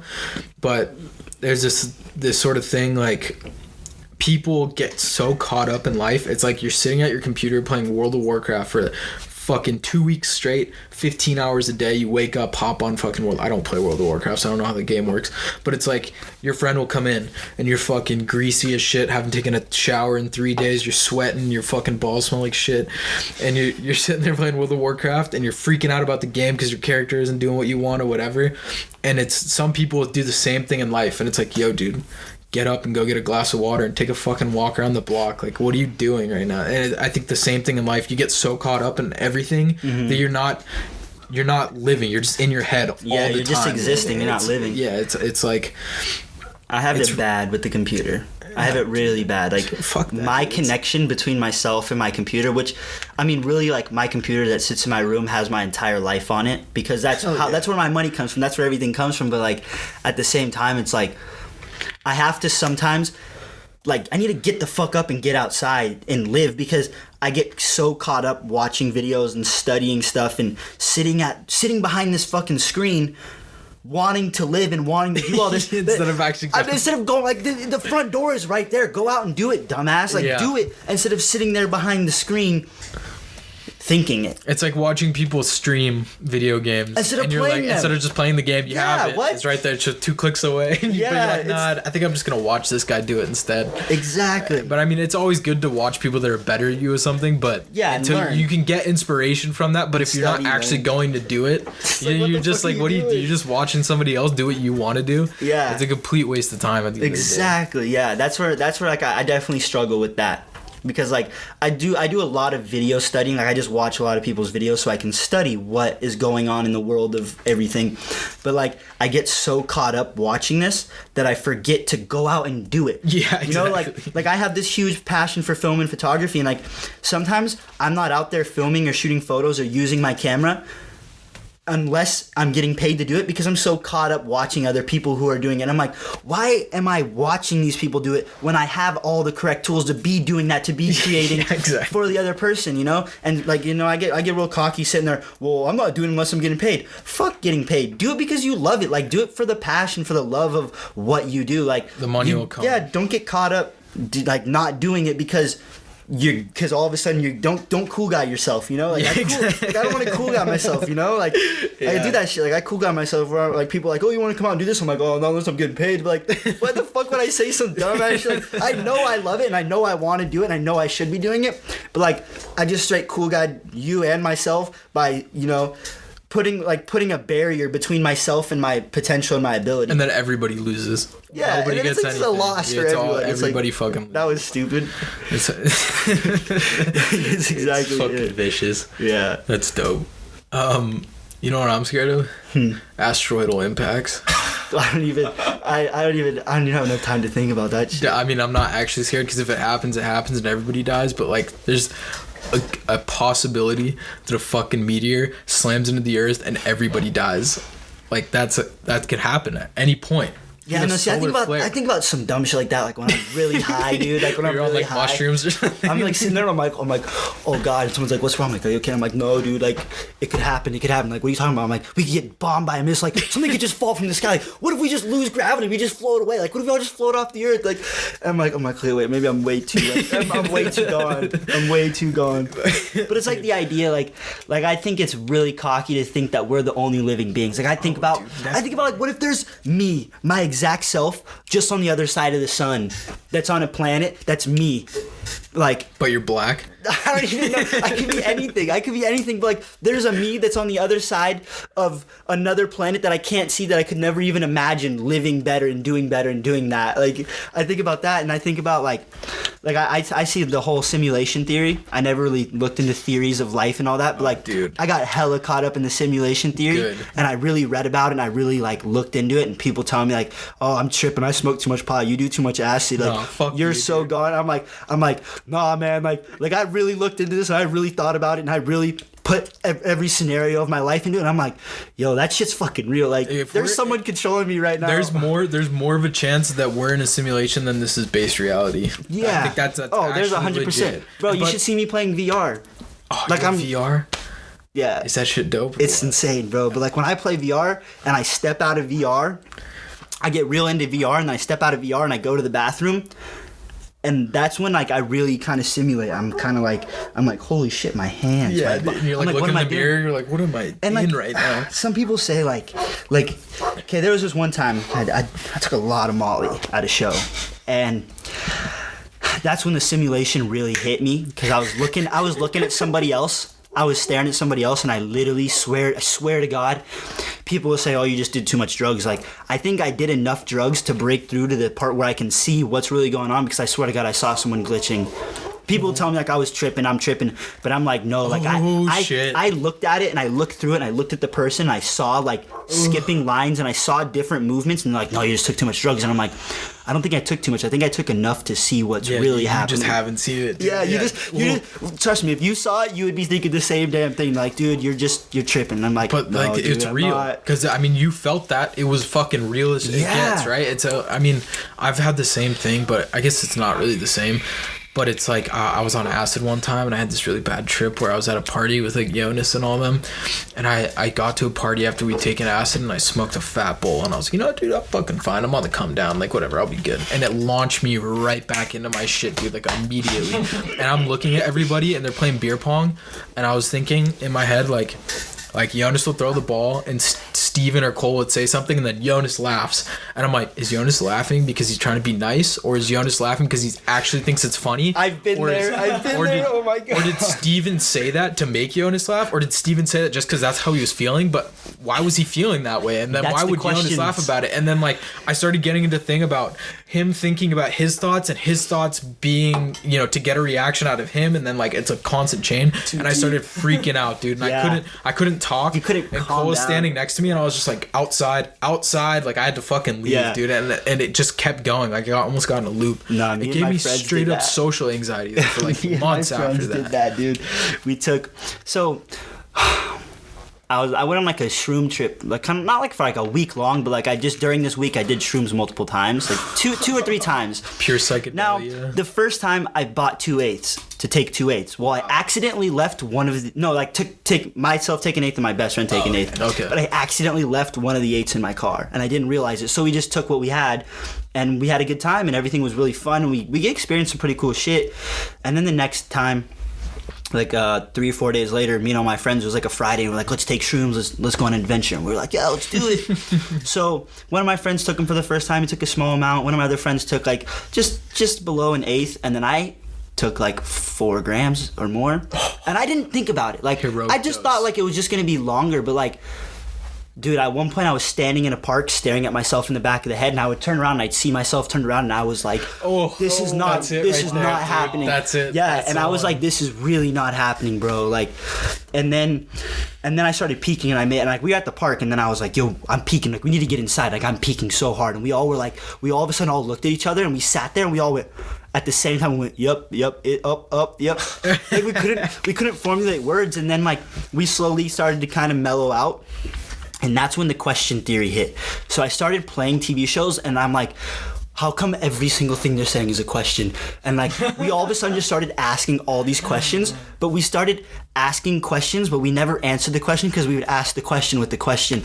And it was like we were getting in loops of shit. Yeah, dude, and we traveled so far out that we were like we sat there, like, we need to smoke so we can like get out of this. That's not. And then we sat there with the pipe, and we were like just looked at it, and we started questioning what we were gonna, like, we couldn't do it. We couldn't smoke. So like that was definitely one of those things where it was like, holy shit. But like, yeah, after I think I took acid twice, and after the second time I took a good amount, I probably won't be able to do that again because I tripped so hard and I saw so many things that I've always questioned that like I didn't need anymore. I didn't need to know more because I knew it and I heard it, and that shit put me on, like, my acid trip wasn't just the 16 hours of tripping balls. It was the 6 months afterwards of questioning reality around you. Yes, of everything. And like, if I drank too much, I literally would fall back into tripping. Yeah, it's fucked up. So like, I just, after that was like, I think I had enough to where I was like, I don't think I really want to do that again. I don't want to go that far. So like the shrooms, I haven't done shrooms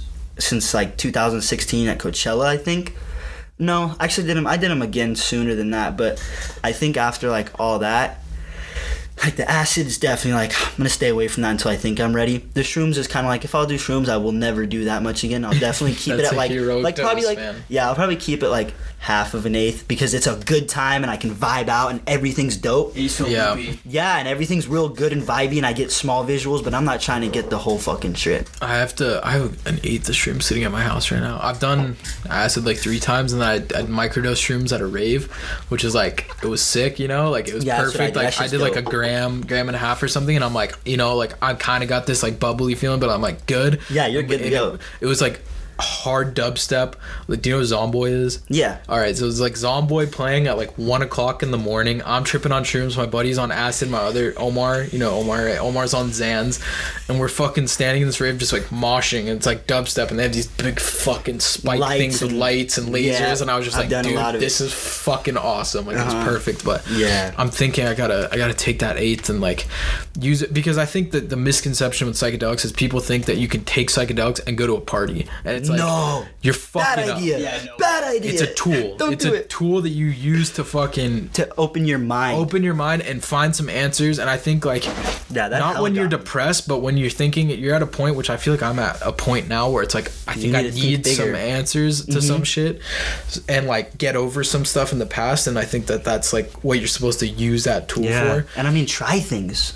Yeah, try things. That's where shrooms like was like kind of an outlet, not like a drug use outlet, but it was kind of like it opened my mind up to more possibility, to creating more, like, you know, I kind of tried to pick up a camera on shrooms, but I couldn't quite make out what was going on. I don't know what the fuck this is, dude. You can't even tell time. I tried like watching videos and playing video games, and like I just did certain things to kind of give myself more speculation and more idea. But I swear to God, every time when I wake up the next morning from shrooms, like some people say they have like super depression. I'm like, I wake up and I feel like a new person. I feel like I'm ready to get back out there in the world and do good and do better. And like I feel like every time I'm like, I'm so ready to do it. Let's do it. You know, I don't know what I'm doing, but I'm ready to do it every time afterwards. Like, and people don't get that. Joe Rogan says it like this. He's like, when I take shrooms, I wake up that next day, and he's like, it's like I have a blank desktop on a computer. Yes. And there's one folder, and it's my old bullshit. And it's like, you can either open up that folder with my old bullshit and go back into everything that you were just doing, or you can start with that blank canvas, realize that my old bullshit's sitting there, and start creating new folders. Yeah, and like dude. Restarting. I haven't gotten to that point because I haven't taken like a big enough dose to where I was like digging deep and like figuring that shit out. Yeah, it's kind of But- scary, but No, it's definitely scary. It's supposed to be scary. Yeah, but like I there's feel like always ups and downs. You're gonna feel great during your trip, and then you're gonna be like, I never want to take this shit again. And it's like it's just a straight roller coaster the ride. peak of shrooms though It's crazy. is like nothing else. Cause like, you know, like one of my friends when we were tripping, like I just don't want to mention names just in case they're like insecure about it or something. But like one of my friends, like I was having this amazing badass trip. I had 2 girls with me and they were in their Halloween costume, tits out and shit. And I was like, I had a Gucci belt tied around my head and I was hip hopping. Like I was like, this is dope. I'm a fucking gangster right now. I'm so cool. And then like my homie was like sitting there staring at a blank screen, like freaking out. It's too deep. Like too gone, you know, and I'm like, I think I know what you're and I was talking like, about. yeah, and I was like peeking, and I was having so much fun peeking, and I was just couldn't have been happier. But like, I'm like, how are you not having so much fun? Like when I was at Coachella, like I've showed up to Coachella with ecstasy and cocaine. I ended up leaving there taking ecstasy, Molly, and shrooms and doing a bunch of cocaine all at the same time. And like I tell you what, at Coachella, it's such an open vibe that you can't have a bad time. Yeah. And you vibe out so hard and you have such a great experience. So like even though I did go home and have a really rough week and a half, 2 weeks. That fucking dopamine dump fucks. Yeah, oh yeah, that was terrible. But it's like after doing all that, like I felt so much. I felt so many things and so much happiness that like it really just gave me motivation to feel good. Like, But the thing one of those is, at the things. same time, it's a fake happiness. So like, Yeah. you have to take that into account and realize like I it just was the faked drugs, but, Yeah. but you can still get there. Yeah, that's it's like definitely a falling in love on possibility. drugs. Like I've actually kind of run into people who kind of done that. Like not anybody like it was back in the day. Like I've just been around people who kind of were doing drugs together. Mm-hmm. Not like anything hardcore, but like they would like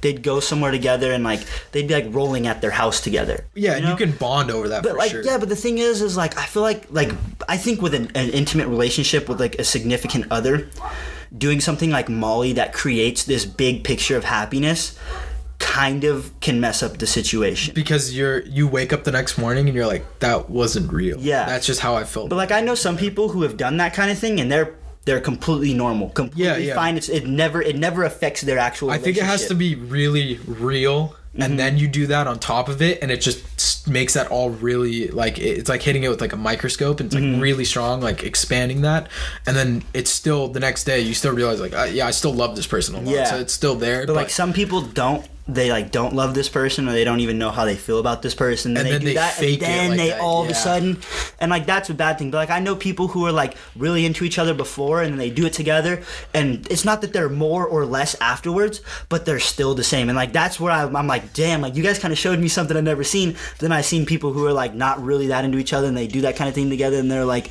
way too tight and they're really not though. Like, deep down, they're it's, really all, not. it's all just fake. And it's like kind yeah, of- that's where like that whole fake happiness, which is like that's totally understandable. and Molly is the love drug. That's what Yeah. it's called. It's I supposed to don't make even- you feel all fuzzy and warm and Yeah. lovey inside, and then I did some on New Year's. I did too much, I think, and I think yeah. I mean, I didn't like floor it. I didn't do nothing bad where I was like all throwing up and fucked up. And my friends had to take care of me, but like I was just on a whole nother level. Like all my friends were dancing and vibing, and like I was sitting there chilling in the sand, like touching the sand, and I really fell in love with myself that night too, for sure. Like I really felt that I can be alone, and I can be happy, and I can love myself more than I need to have someone, which was really good. But it was also like I took enough to just have all these feelings dumped out and know that I don't really need to do that again. And if I go to a show and I want to take a little bit, I'm definitely not going like take a whole bunch, go crazy, because I went there to take a bunch and have this insane time and just feel all this crazy stuff and party it up. And it turned out that like it got flipped upside down. I sat in the sand and just vibed to myself. yeah, and I loved think myself. that's part. It's like certain things. Like I really want to go see the Northern Lights, Yeah, that'd be and I've always been like, if I see the Northern Lights, I want to take acid, I want to take shrooms, I want to get fucking tripping balls. But I feel like it's not gonna be the real experience unless you just do it sober.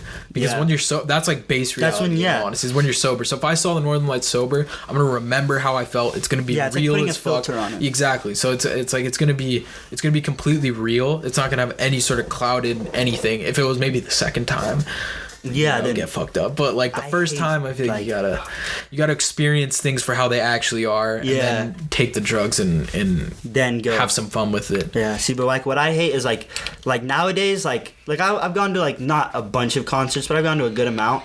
And like the one thing I haven't been able to stand, like I'll take a couple videos of some cool stuff just to have a memory, but like I see 70 to 90% of people standing there with their phones, with their lights.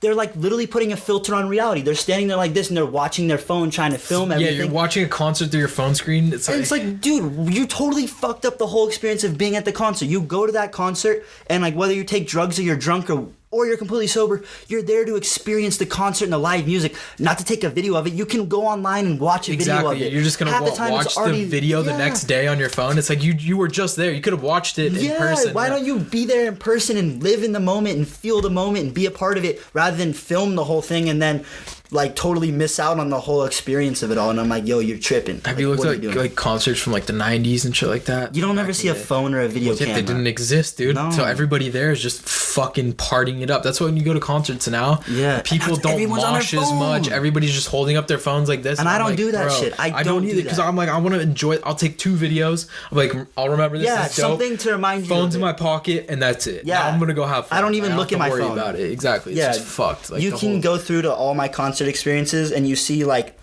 between 4 to 5 videos, and like the only reason there'd be 5 is because of separate sets or separate people. Yeah. But like I only take like I enjoy the first half of a song, then I'm like, okay, wait, I want to record this just to embrace this moment real quick, and then it's like, okay, 30 seconds is too much.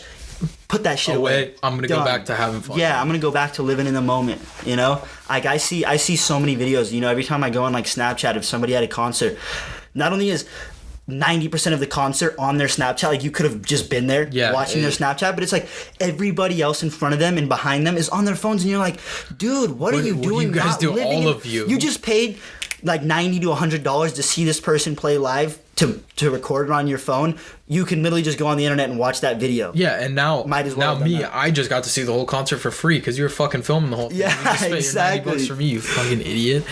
What I wanted to ask, do you believe in like an afterlife?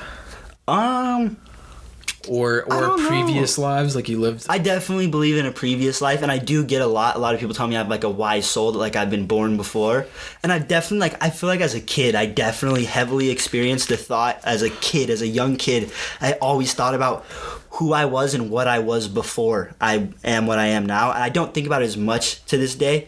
Sometimes like mildly I'll think about it, but I don't know if I think very much about an afterlife or if there's one, but I do think about like, I feel like when you like, I don't know, like I feel like maybe when you pass away that you're not really passing away, you're just traveling on to someone else or something else. Mm-hmm. You're going on to, you know, because I don't know what to think about it. Like I try not to think about it too much. I try to just stay more in focus. Because sometimes when I think about it, I think about either I leave my soul here and I land right back into somebody else and I come back again, completely new and reborn. And then sometimes I'm like, maybe you just go. You go to a happy place where all of the people and all your best friends who passed before you are, and you all just get to kick it. Like Tupac when he's Thug's Mansion. Yeah, I picture that a lot. Like when I think about a lot of my dead homies and like people who have passed away who I just, like I think about them all the time. I think about like if I had one more day with them or if I could be with them again, and like I even have dreams about them, but I think about it sometimes and I'm like maybe like when we say like I'll see you again, like maybe there is a chance that like I'll get to pass away and I'll get to go be with them and we'll get to be complete, happy, and peaceful. And maybe I pass away and it's all over. It's over forever. It's never again. Or maybe I pass away and I fucking wake up a goddamn butterfly. Yeah. Like, you know, I don't know what to think about. I've thought all these different scenarios and I kind of just left it up to fate to find out when it happens, it'll happen. Like, because sometimes I'm like, yeah, I could die right now and be happy. But then I think about it like, I'm not done here. Like, especially after my accident, like I should have been dead. I had on no seatbelt. I hit a 2,000-pound boulder, totaled my truck, like everything was smashed out. Like I could have and should have been dead. Obviously it wasn't my time and I've got more to do with my life, so I know it's not my time. I'm not ready. I've got something to prove. I've got something to live for. There's more to my life than death.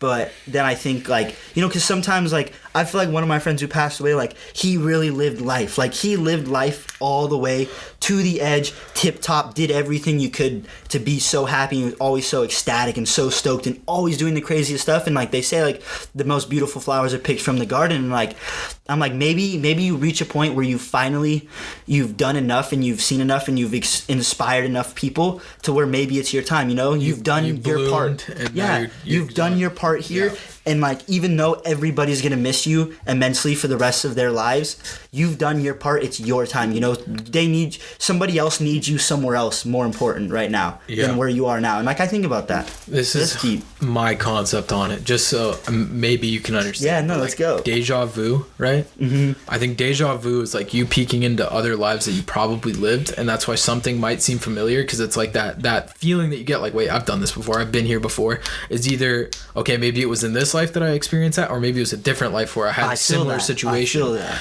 My other thing, it's like when you die, you have access to all these portals of all the lives that you've lived, and you can then see these previous lives, and then it makes sense. But then when you go into your next life, all that goes away. Yeah, so you don't remember it. But that deja vu is like a peek into your other ones, right? Yeah. But then I've thought about this, like the situation, like with my mom and your mom. I've thought like maybe in a different life, I did this to my kids. And this is like to show me what it's like. And now to not fuck that up. Mm-hmm. It's like, and some people go through those experiences and it's like this sort of constant loop of like, say somebody gets abused as a kid, then abuse their kids, and now you're back on the same track again. Yeah, and then you're reliving that shit life rather than learning from, I got abused, I'm never gonna do that to somebody because of the pain I felt. Instead of like, it's like coming back like a cockroach. Yeah, exactly, dude. But I think about that to justify the situations that I've been through that have been so awful. Is like, maybe I deserve this, and this is what I need to further myself. That makes a lot of sense, though. And like, it's up to me. If I fuck it up again, if I start doing this to my kids and I fuck it up again in the next life and the next time around, it's gonna happen again, and it's just gonna keep getting worse. So it's like, it just makes you, at least in my head, like that's how I like to think about it. Is like, oh, that's like hella, like that's hella understandable. Like I see that, especially like not only that whole pain and like hurt situation and having to go through it, but then also like the deja vu thing. Like I can really feel that, because I think about stuff where like I do things and I see things and I have this feeling like the first time I drove a vehicle with a clutch, somebody asked me if I could, and I automatically, knowing I can't, said, yeah, I can. And I did it perfectly fine. I didn't struggle one bit. You've ridden a dirt bike before, though? Yeah, but like the thing is like everybody says it's a lot different, and it was a lot different. It's not just throttle gas. It's you have to wait for gears to catch and all that. But like it's kind of like a deja vu thing. It's like I've done this before somewhere, somehow, because it was in my blood. It was like it was bloodline. It happened. Yeah, and it was like, I know I've felt this before. Perfectly. I can do it. Yeah, and I was like, holy shit. I'm like, and like a lot of situations where like there's things I've never done and I do so good at them, and I'm like, how did I just do so good at that, but I've never done that? And I'm like, I've had to have done this at some other point in my life. So I don't necessarily think like, well, I'm not religious in like typical Christianity, like God kind of religious, so I don't think like heaven. I have this theory about heaven. Somebody said it on a podcast, and also my theory on deja vu and all that sort of stuff. I don't know if I got that from somewhere, but it's just something I've thought about. So I might be stealing that from somebody. I don't know. But I have this theory of heaven.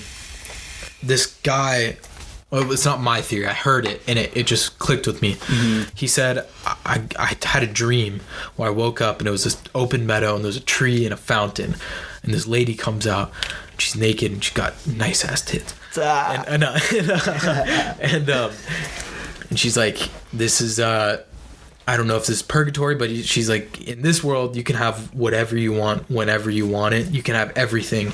And in his head, it was like, is this like a purgatory state, or is this heaven?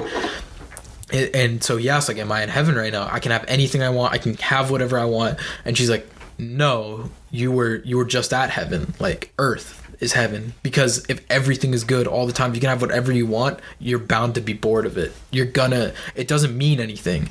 If you could say, if you had infinite money and no struggle whatsoever, oh fuck, dude, I'd be so bored. Exactly, you're bored as shit. There's nothing to do. There's nothing to work for. Fuck the hottest chicks, if you could have whatever you wanted in life, it would then be you're boring. gonna get bored of it. Yeah. And it's not heaven. You're just bored. You're like, That's why rich and famous people probably do so many drugs and like a lot of the time die because drug they're like, I have because, everything. Like, they have everything they could want. They can have any girl they want. They can have any house, any car.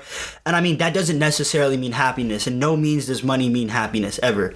And I mean, yeah, you can say you can buy something that can make you happy. That's only gonna fill that void for that moment. But like, when you can basically, like, when you have enough money to have whatever you want, you get bored and you start filling voids. You start filling voids with things that are only temporary. You have to have purpose. You have to have meaning. So that's why you resort to drugs, because it's like, well, this is going to make me feel something. It's not real, but at least I'm feeling something. Like the whole Molly thing is like, it's fake, but I'm happy right now. But I'm not going to be happy tomorrow, so might as well take more or fucking meth or whatever. That's why I don't fuck with I just don't fuck with drugs that much anymore. Like, I used to be, like throughout high school and, like, a little bit after, I was just down for doing a lot of different shit and experiencing and experimenting.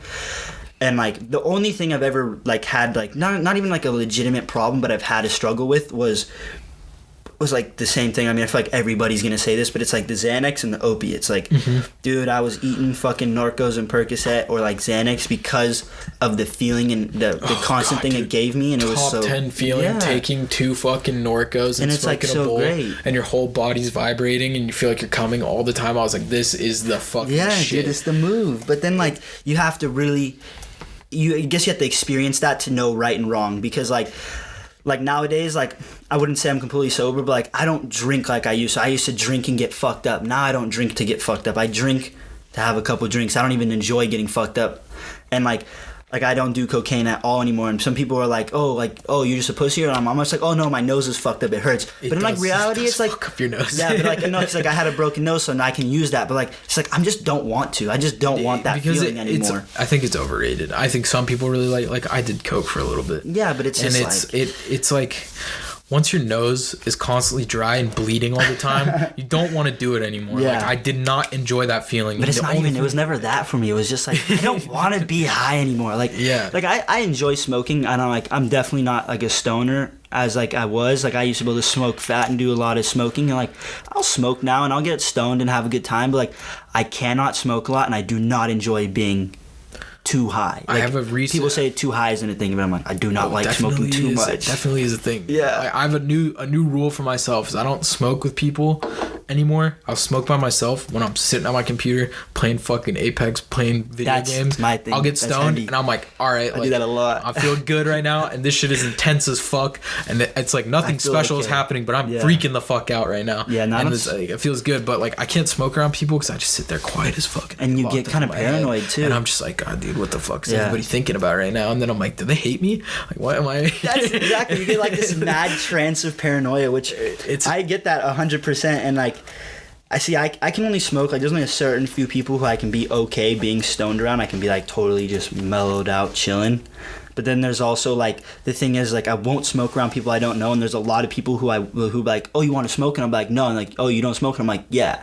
I do smoke, but like I'm not trying to smoke with you because you make me feel weird as well. And it's not you. It's nothing to do with you. It's just if I get high around you, I'm gonna feel weird. Like girls, like especially with girls want to kick it and smoke, and I'm like, yeah, let's kick it and smoke, and you're never gonna kick it and smoke with me because I ain't trying to get high around you and get all awkward and weird and start overthinking my entire life. I used to do that, and I was fine. It was all good, and I would just hang out with them, and it's like all good. And then like after that acid trip and shit like that, like now, and I think it has to do with like taking like.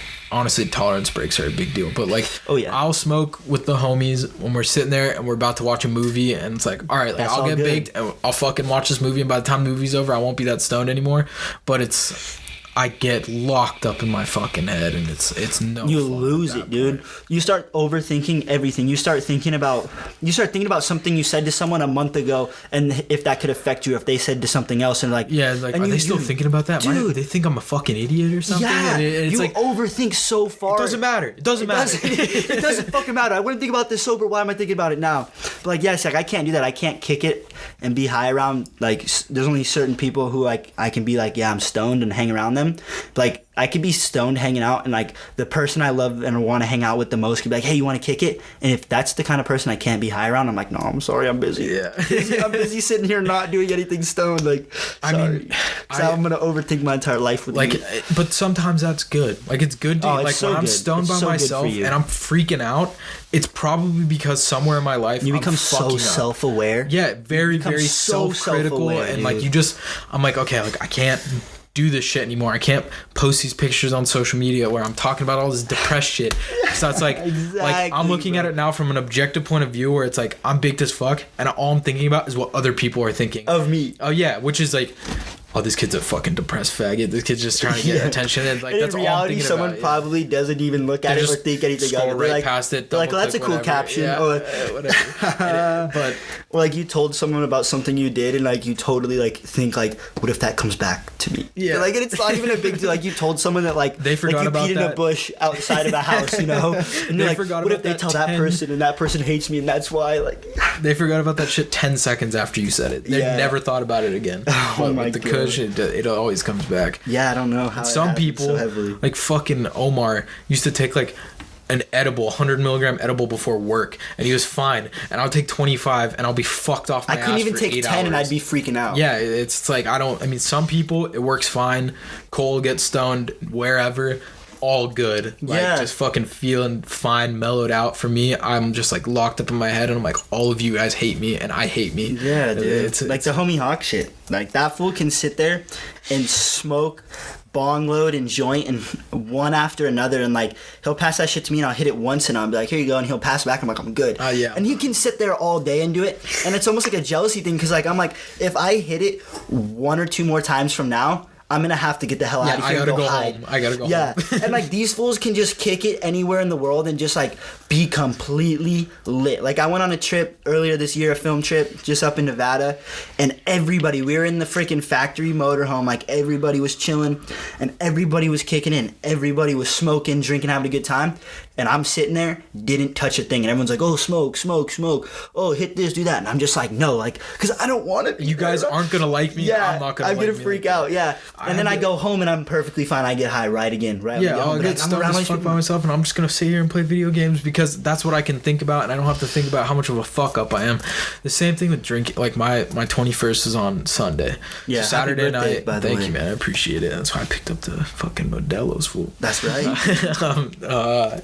So on Saturday night we were at Joey's house, and Hawk Show was there actually. And That's obviously smoking fucking a shit ton, Fat. drinking and just chilling like nothing was going on. Yeah. And I was like drinking tall boys and fucking beers, and then started taking shots, and I was just like fucked off my ass. It was like as soon as it hit midnight, my birthday, we went to Denny's, and I was just puking in the Denny's bathroom like all night long. It was fucking awful. But I woke up the next morning, I'm like on my 21st birthday that Sunday, and I was like, I don't even want to go out. Like, the plan was to go out with the homies, go to some bars, get some beers, and I'm just like, nah. Instead, I just came here, did a podcast, and I was like, I'm just gonna kick back, and it's like, I don't know, drinking isn't for me. Same thing, because all I'm thinking about the next day is, was I acting like a dumbass last night? Dude. And I start texting him, and I texting everybody, I'm like, yo, dude, was I good last night? Like, I don't know if I was acting like an idiot, because I don't want to embarrass myself. And when you're drunk as shit, you embarrass yourself inevitably, because you start saying shit that you wouldn't say. You're way too confident. Dude, It's like, I suffer from that. Like, I don't like going out and drinking. Like, everybody loves doing it, and like I can do it sometimes with a good group of people, but I always fuck up because I say I'm gonna get a good buzz and I'm gonna get a good chill and I'm gonna hang out with some girls and hang out with the homies and do whatever, and I'm like, and then I wake up the next morning and I think to myself, I'm a fucking idiot. And I think about the last few things I remember saying when I'm talking to someone, and I realize I just made a complete fool of myself. I talked about some shit I would never talk about. I said some shit I would never say, like, and that person was probably not as fucked up as I was. So they're and like thinking either about, way, even if they were or if they weren't, I'm still sitting there thinking, I'm a fucking idiot. Exactly. Like, why would I say that? Why would I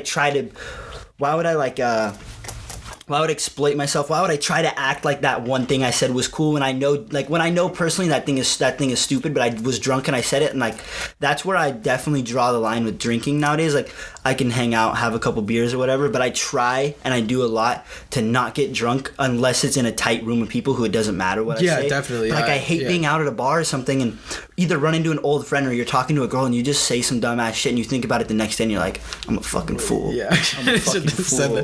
But like doing this and having a couple beers is like, it's all This good. is chilling, yeah. You're fine. It's like whatever. I know I'm not acting like a complete fucking idiot, but yeah, I don't know. Drinking isn't for me. Smoking around people, not for me anymore. Like I don't. It's all changed, and I'm sure as we get later into our 20s, we'll probably end up start drinking again. You know, that shit. I mean, I don't even know if I really want to drink heavily. Like, I mean, you'll have feel those like nights guaranteed where you wake up the next morning again, and you're like, God, I said I wasn't gonna do that. Yeah, I mean, that'll happen. But I mean, oh man, I was at Fowler's house one time on Halloween, and I was just fucked off my ass, and I ended up hooking up with this chick, and I woke up the next morning, and I was like, dude, what was I thinking last night? Like, what was I thinking? Like, they don't even know who I am. Home, all they know is that how fucked up I was and how I act when I'm that drunk, and that isn't even me.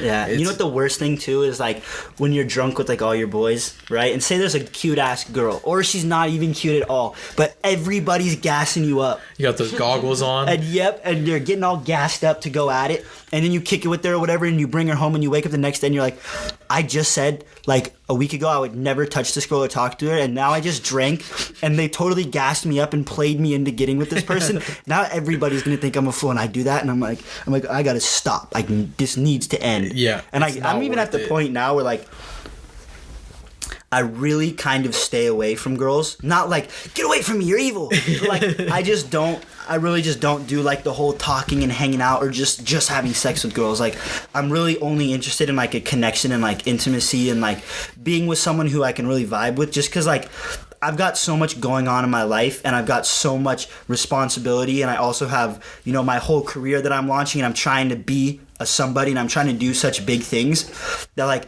I can't have a girlfriend who I'm tending to and who I'm always paying attention to, and who I like, you know, I just kind of forget about what's really going on and what's really important. I'm putting it into someone else. Like, yeah, it's got to be easy. Yeah, it's got to be chill. And like I'm at the moment, like I'm kind of talking to this girl, and she's pretty dope, and she's really cool, and like we both kind of talked about kicking it, and like we're a little bit like nervous to spend time, like too much time and all that.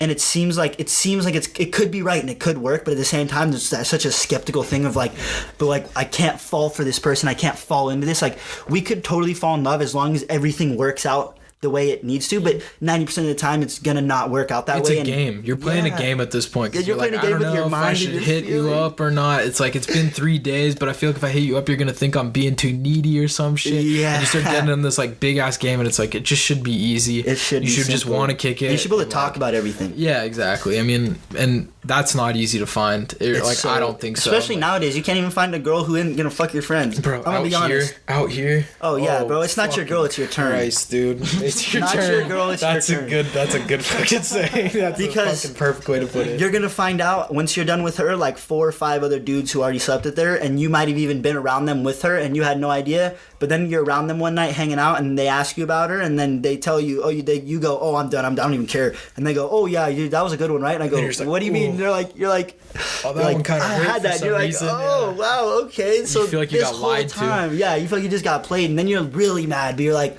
that's where I kind of just put the point where I was like, you know what, I'm just gonna stay away from all that, because it's, especially girls this age, all they like is going out, dressing up, drinking, and people who have money. And like if the girl I'm hanging out with that I'm talking to isn't about the whole going out and drinking or like being into money or into, you know, material things, and she's cool with the hanging out, like I just got this nice Jeep, going out for a cool drive, or hanging out with family, or just coming with me to doing what I love and she enjoys it, or if she goes and does what she loves and she invites me to come hang out and be a part of it, I'm down with that. But I'm not down with like just kicking it us and not doing the things that we love doing. Like if we're not doing the things we love doing together, like why are we with each other? Like we're just wasting each other's time. Yeah, it's about being individual. Like the only way that shit's gonna work is if both people are building themselves up, and you guys can help Build each together. other. Because Yes. if you're not doing that, you end up just this like hermaphroditic fucking blob of two people where you're just Yeah. like doing nothing and like fucking. And I mean, I've been there before, and you're just like, what? Like, I don't even know what I'm doing. Like, we're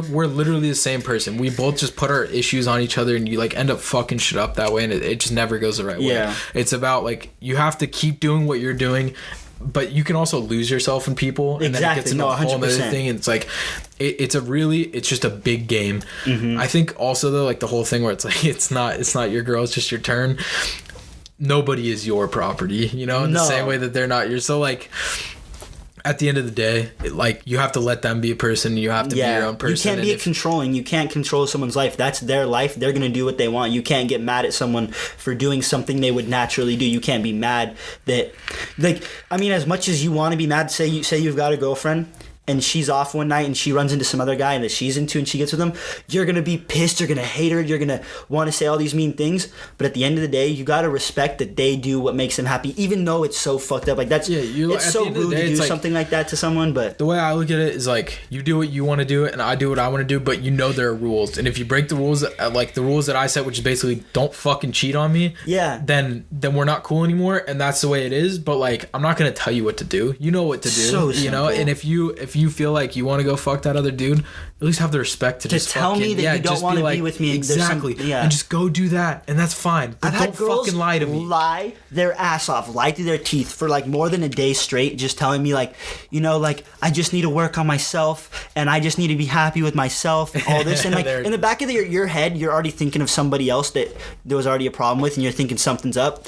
And they're telling you, I just need to love myself. I need time to myself. I need to figure out who I am and what I'm doing. And that bitch goes, literally, once you guys are broken up, the first chance she gets to be broken up and go out, you literally hear about it, see about it. It always comes back to you of them getting with that person that you already kind of like, you had an idea that some shit was going to go down. If you are feeling this way from the start, if you met that person and you're already feeling like you could fuck off with me, Get out. Tell me now. Get out. I don't want to waste the time. It's Yeah. all bullshit. But No, I don't even waste time with that though. Like if say like I just start talking to a girl, like literally, like, me and this girl just met at the bar or something, or we met at the coffee shop, whatever, and we hung out, and then we hung out together and we got close, and like maybe we hooked up, or like maybe we even had sex, like either or, and you guys are kind of talking and you're having a connection, you're speaking about things to each other and talking about life and this and that, and then that person goes out another night and you might be out somewhere else, they might be out somewhere else, and like in your mind you're kind of just like, you're loyal to them because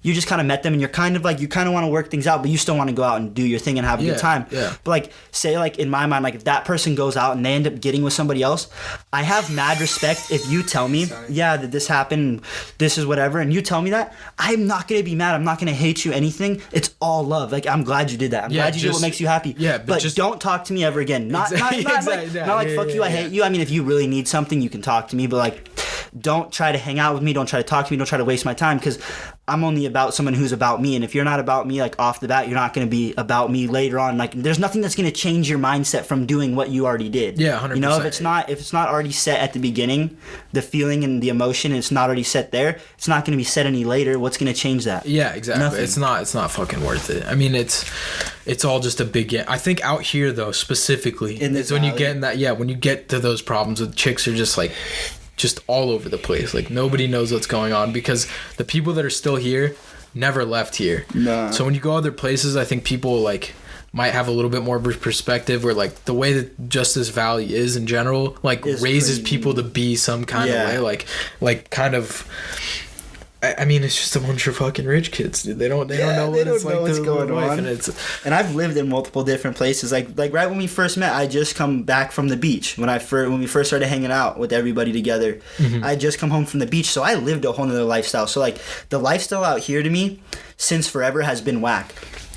Now, I definitely hit like an ego point where I got all the hype and people started knowing me, and I went from being like some kid with like 200 followers on like Instagram and like being a nobody to like within a couple weeks, like thousands of followers, all these girls talking to me, all these girls want me, and like I got so caught up in the hype. And once the hype was kind of over and everything kind of died down, and like I kind of jumped from group to group of friends for a while until I found my set of my people. But like now a lot of people are still doing the same shit. They're still going out to the same bars with the same people, hanging out with the same people you were partying with in high school, passing around the same girls in your group, and that is disgusting. That is whack, and I'm not about it. I stay away from it. I stay out of it. And like I don't want to be a part of it. And some people are like, oh, you're just a fucking Valencia kid, and I'm like, say that again, I'll fucking knock you out. And no Valencia kid's gonna tell you that shit. Like, I'm not about this. I'm not this whole Valencia, not this whole Santa Clarita Valley person. Like, if I had the choice not to live here, if I could afford to just dump my fucking house and dip out of everything and go live somewhere else, I would have already done it. But at the moment, I'm not in that position. But I guarantee you, soon enough, a couple years from now, who the fuck knows? I might end up living in Hawaii because that's where I want to go. I'm definitely gonna live somewhere. I mean, I don't want to be like an LA person, but like maybe a place in Burbank, so I'm closer to a variety of everything that's around me and my workplaces and stuff. But like, I'm definitely not about this whole lifestyle that goes on here. It's a fat bubble, and everybody ends up with the same fucking, 15, 20 years from now, someone's going to end up marrying somebody else, and they're going to have kids together or whatever, and they're going to stay in this valley, and they're going to raise their kids, and the mom's going to have the freaking hairs with the streaks and the white pants, and the dad's going to have the fucking goofy look with the Ed Hardy shirt, and they're going to be out at the bar, and it's going to be like, we go to work, and we do our basic, boring, little average jobs, and we come home from work, and we know we hate each other, and we probably want to cheat on each other, but let's go out to the bar and drink together with all of our friends. And like, I think your friend's really hot, and like, I feel like I'm still in high school and I'm totally a fucking kid saying this. I'm never going to tell you that. And soon enough, I'm probably going to have an affair with them, and our children's lives are going to be all messed up and it's like that whole fucking, like, the whole cycle goes over and over and it repeats itself. Especially, and like, I won't be a part of that. Like, I can't stand my dad lives like that. Because you're going to the bar with the same people that you knew in high school, and you're looking at the same chicks that you fucked back then, right? But now you're married to some other chick who's fucked all of the same dudes that you're still hanging out with. Dude, and it's just this fat cycle of like a bunch of people that are not actually friends. They just pretending to be friends. Yeah. Like, I'm so lucky I found these, like my friend group and shit like that, because I know I can talk to any of my friends about any real fucking problem, and they're gonna be like completely understanding. They're not gonna judge me about bullshit. Like, it's and they're not gonna give you the I feel. I fucking hate that. That's when you want to punch someone. Like, when I'm talking to someone about like something deep, and they go, "Yeah, I feel." That's when I like open the door, push your ass out while I'm driving. Like, never mind, bro. Yeah. It's like, it's good to have people you can. That's crazy. Dude. Really be there. Like, I found a good group too. Like, just like you're saying, like, you've got people who are really fucking there. They're real people, and like they understand. And like, we all go through our different stages, and we all go through different things, and we all kind of separate for a while we're all working on ourselves. But we all come back together. The same people we were. We're all still tight, and we're all still gonna take a bullet for each other at the end of the day. And like, that's who you want to be around, not someone who's just there with you because of the hype. Just because of what's going on. Because like, I've got hella people who try to be around me because of like the cool shit I'm doing or the hype, and like want to be a part of it. And I'm like, you're fucking whack. Like, get the fuck out of here. Like, don't even hang around me. Like, I can see right through you. And then there's people who want to be part of it, not because they think it's cool, but because they want to build, and they want to create more, and they want to do bigger things. And those are the people who, like, I wouldn't necessarily say like I let them into my circle, but I become a part of what they are, and I work with them, and we work together, and we're good friends, and I scratch your back, you scratch my back, and maybe one day we are best friends, and we become, something. But like, they have their group, I have my group, we have our own things, but we can still work together, and we can still be friends and do stuff. But like, that's still not going to be like my day one people who are like to die for. You know? Definitely. I mean, I think that's a great place to end it, man. On a positive note. Yeah, surround, honestly. Like, we've both been through the fucking weeds and gone through a bunch of shit, but at the end of the day, like my friend group is family. They help me push through that shit. I wouldn't kill myself ever because of the people that are around me, that kind of thing. And it's all just about surrounding yourself with good people and keeping shit positive and keeping it learning real. From. Yeah, it's just about being genuine. And those fake people are the fucking worst thing ever, and you can see right through it. You can see right fucking through, especially when you actually know it, like what you're saying, like real fucking pain is when somebody is fake. You can see right through it. 10,000 fucking miles away. You know exactly what they're doing. Yeah. But I gotta say, man, it was an honor having you on. Yeah, and it I was really badass. appreciate it. It was That was a perfect. good talk, dude. And We went through all the ups and downs and positives and negatives. yeah, exactly. And that's dope. what it's all about. Just to Now you know who the figure fuck out I things. am. Yeah, exactly. That's the point of the pod. See that right here, folks? That's the point of the podcast. That was probably one of the best ones we've done yet. And I hope that your editing and your videography and film and fucking everything, photography, all of that just blows up. I know that you obviously, when talking about it at the beginning, you're extremely passionate about it, and that's all you need is just that drive. And yeah, I'm proud for you and of you, and I'm happy to see what you come up with in the future. Like, I genuinely mean that, because it's rare to see people with so much passion about what they're doing. And yeah, man, I only hope the best for you. I really do. Yeah, man, same for you. And honestly, like, I'm just glad, like, I got to be a part of this, because, like, even though it's just a comment, because, like, I always wanted to be a part of doing some stuff like this, but, like, this is definitely dope. And, like, I hope for you and your guys' whole friend group that, like, everything stays good, stays positive, like, big things to come for you guys, most definitely. Like, definitely, man. And I mean, just for the wanna people grow listening to this, like, I hope for the people listening to this, like, maybe you can really sit down and, like, think, like, who the fuck are you? Like, really think about it, like, you know? Someone There can you really, go. dude, yeah, like, someone can really sit down and think about it. Like, think about what we have to say, and maybe even pause it and put their own 2 cents into it. Like, Exactly. who the fuck It's are all you, dude? about, it's just about asking yourself questions. And I think that I don't hear podcasts from people that are younger, that are, talking Yeah. about anything. It's all older always dudes who old have already dudes. got Fucking weirdos. already got their life. Dude, Joe Rogan, he's the best. I wish he was my dad. But, it's all people who've already lived life. So maybe you get the perspective of people that are trying to figure their shit out. Yeah, trying to figure out what life is and what's going on in their life. Yeah, but hopefully this just keeps growing, and you guys are listening and supporting, and hopefully this helps everybody out there. Once again, thank you so much. Like, Yeah, it man. really means a lot. And Glad to be here. yeah, of course. All right, if you have anything to say to the people, any questions for me, questions for Jonas, questions for Cade. Throw some plugs. Yeah, plug, please. Instagram, Twitter, Oh, everything. shit, Throw alright. that in there. All right, Instagram at Cade_661, Snapchat Cade_661, and the Cade is with a C. I think you can figure out the rest. Twitter Cade661. You won't find anything interesting besides just my funny ass memes and retweets. There you go. YouTube is like kind of a low thing. It's just I don't even know what I have as my YouTube right now, to be honest. But you can find it if you really look for it. Check out my videos at KHS Factory Racing on YouTube. That's where a lot of my work is, and find yourself inspired and maybe just follow my journey through life and through all the stuff I'm doing, and maybe find yourself immersed in something I'm doing. Beautiful. Man, figure out who the fuck you are while you're at it. All right.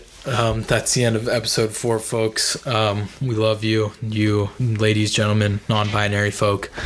We'll catch you on the next one. We're going to have Colin Thurber in here, who's a dope artist. So I think that'll do it, Jonas. Mwah. Mwah. That's right. You got to wrap it off with a kiss.